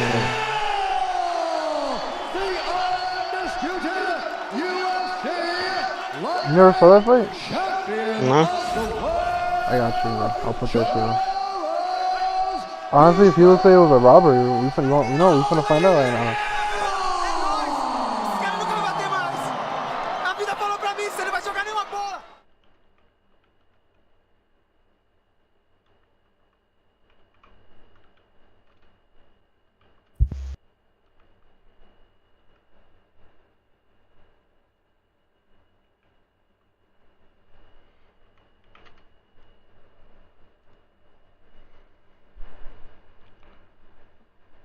This fight's old as fuck, bro. This is before Jorge had the red shorts, man. Red corner, a mixed martial artist, holding a professional record. Fighting out of Glendale, Arizona, USA, C and WEC lightweight champion. To beat a guy like Benson Henderson. Sorry. 5-minute rounds in the whack. Dooms the position just outside the inner octagon. Buck Henderson, he needs to win the rounds. Yeah, and that's all the skills to beat a guy like Benson Henderson. You think they started giving these dudes colors because like people were genuinely getting confused? So the colors, I always felt like people would get confused by colors. From Henderson. Nice kick to the body. If you think about it, they're pretty much the fucking same colors. Going to be the quicker guy out I mean, there. yeah, I bet. Just because, what if you're like brand new to the UFC, you don't know no one? Welterweight. You just fucking see black, white, Henderson, black, white, fucking other dude. And they both have black and white on. Best jabs now looking back on it, it kind of looks such a clean striker. Even though the shorts are mostly white and the other ones are mostly black, it's still like a bit confusing. Yeah, because like, if you're with the smart ass, right? You can be like, bro, they're both black and white. Fought some very big names throughout his like you career. just changed the sides, which you're right, it's still the same color regardless. Masvidal. They're like white and black. Well, they both have white and black, and there's enough of both colors too.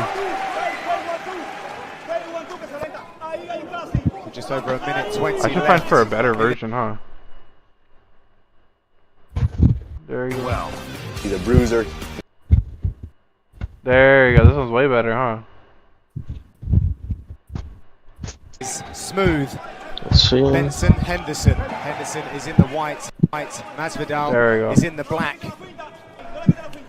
I was gonna have cuts. Masvidal assumes the position. Top team. They said that Masvidal needs to outwork Henderson. He needs to do to win those rounds. And Masvidal got a former champion as a fight, and he's not taking advantage. He wasn't taking advantage of it. Can he stop? Are these fools both unranked fighting each other for no reason? In a 5-rounder main event. A lightweight champ. I think so.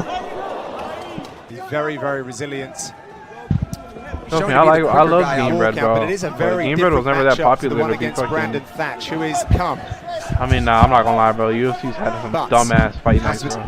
This was mostly probably a welcome to 170 for Benson. Masvidal has one of the best jabs. That's really how not a lot of holes in the game for Jorge Masvidal at all. Dude, I like Jorge, bro, but he never had that pop. Absolutely. To be able to main event by himself. His debut in the UFC like at 170. Unranked against nobody. Only Benson, because he got that. You know Benson. Decision. Benson's like, nice shot there from Benson. If you forget about his spinning kick that fucking killed him, punch there from Masvidal on the inside. Don't forget, dude. This dude genuinely actually had it. Yeah, he genuinely had an argument for GOAT status in lightweight. 5 rounds. He was even to this day, he does. No one brings it up. Attacking the body as well. Both with, Look at the 3 defenses that fucking Khabib and Islam both have. Yeah, but this guy, one of them. This guy fucking was dominating in WEC and the UFC championship level. I'm still Benson. I'm a big Benson fan, bro. People, I like Benson Henderson and like Jorge Masvidal. During this fight, bro, I'm not gonna lie, I did not watch this fight. In your mouth? What do you mean? No. Oh yeah, I got a legendary toothpick.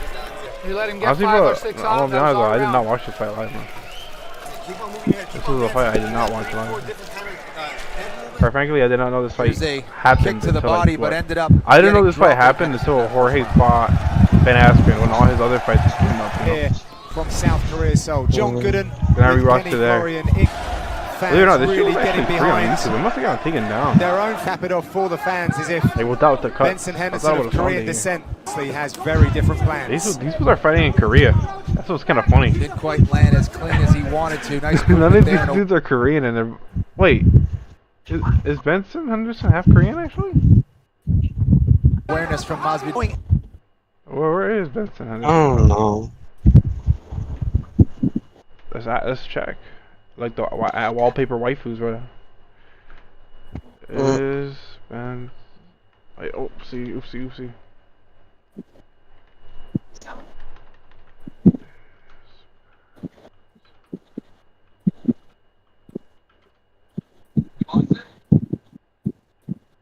Korea.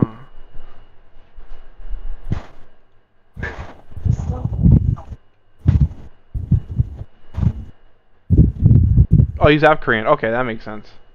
As soon as he's done with his it doesn't even matter. I was just wondering, like, it would be like, I don't think I've ever seen I don't know. I would have to look back. My memory is not too good when it comes to UFC defense. But I don't think the UFC's ever like had anybody main event a Korean or Chinese card, or like a Brazilian card, without having a Brazilian or Chinese or Korean dude as a main event, right? Yeah. So that's also like, that's why for a second I was like, neither of these are Korean, bro. Why are they the main event? And so I was like, nah, maybe Benson's Korean. I swear to God, I've seen them do some Korean shit, dude. Benson Henderson with double underhooks here. Now using shoulders and knees.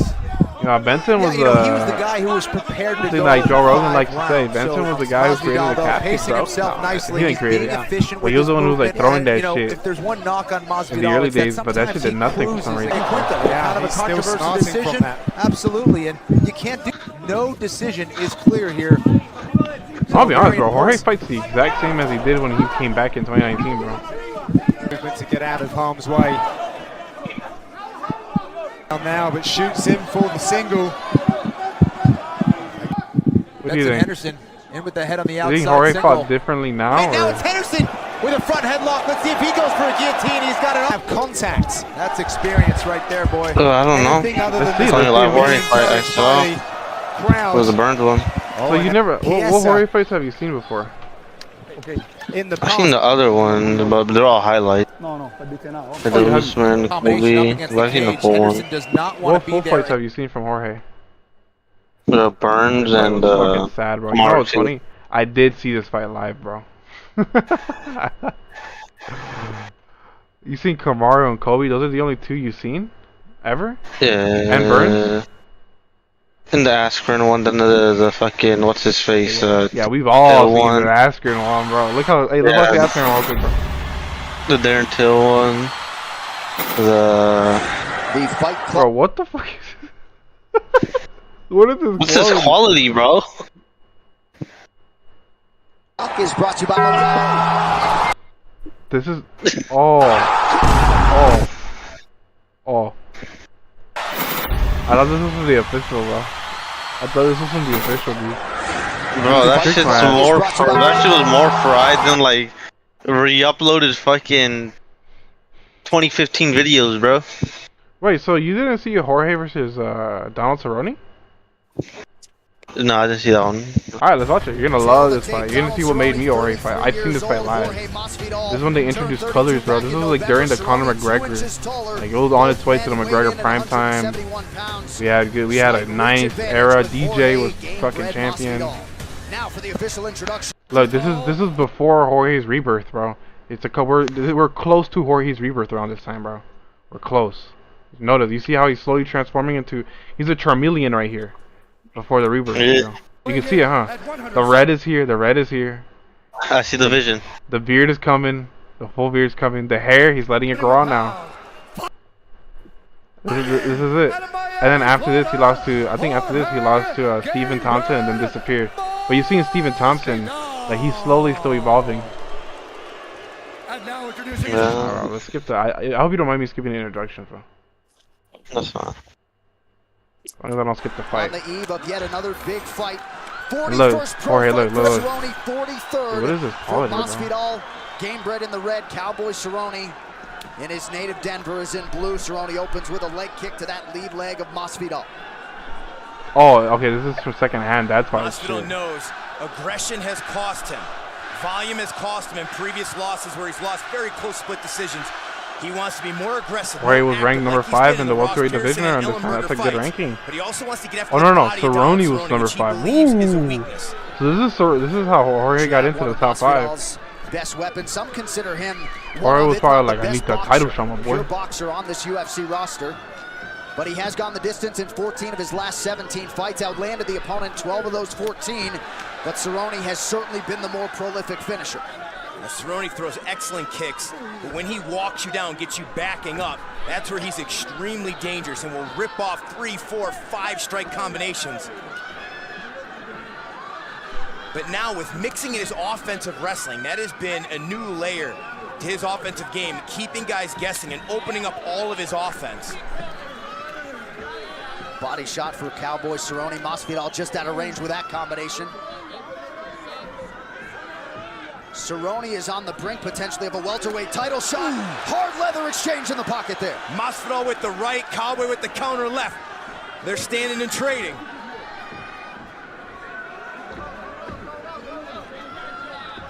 Masvidal jab on point here in the early going. Cowboy watching no film in preparation for this fight. Says, I just don't care. My coaches, of course, watch all of it, but I don't watch Masvidal. I saw the finish of the Ellenberger fight just because it was all over the internet. That's it. Cerrone doing some nice work to that lead leg of Masvidal.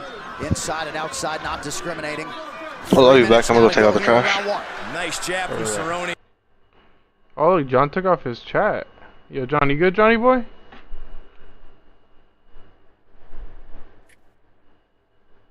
Yo, you good, John?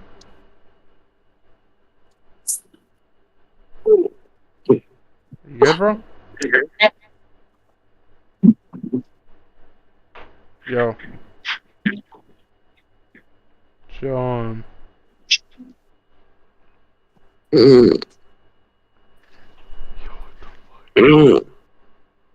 Oh, good. God, what are you doing? I'm watching you. I've been watching you, John. We were recording you the whole time. I was asleep. The whole time you've been getting recorded. The whole time you've been recorded. Stream. That's good. That's good, man. Okay.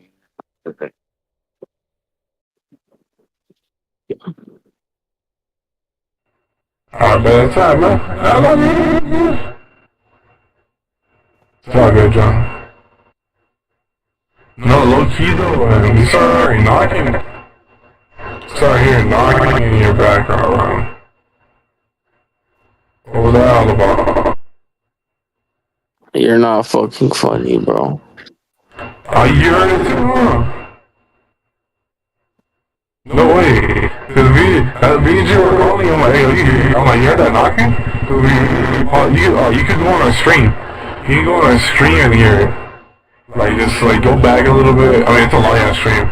But go back like 30 minutes-ish, 40 minutes-ish. You still have your camera on? I don't even know what your stream is. Dude, we heard knocking. Is anybody home? Is anybody home? What's your YouTube thing? Is anybody home? What's your YouTube? No. What's your Oh YouTube, shit. That shit might knock. It could have been someone knocking on the door.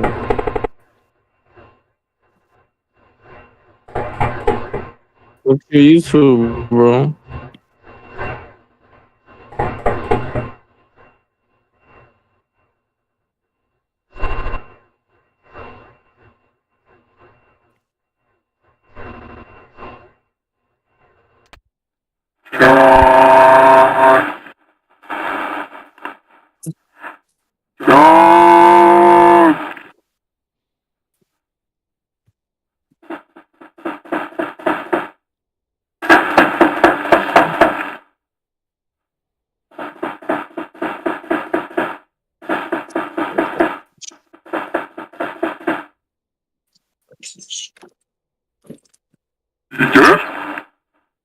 Why do you have me full screen? I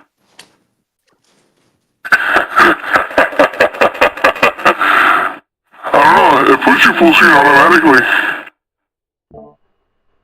What? Oh, you heard knocking, John? No. And that's been a... Oh wait, Gio's not here. I gotta wait for Gio.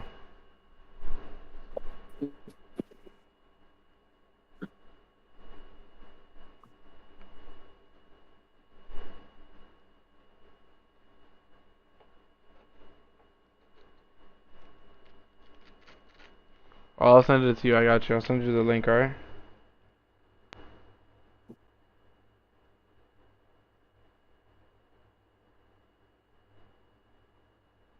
Send me the link.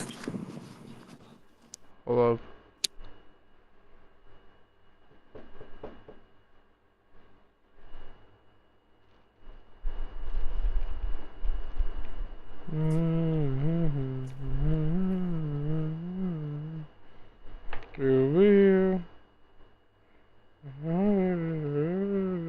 You're like about you, but no mind.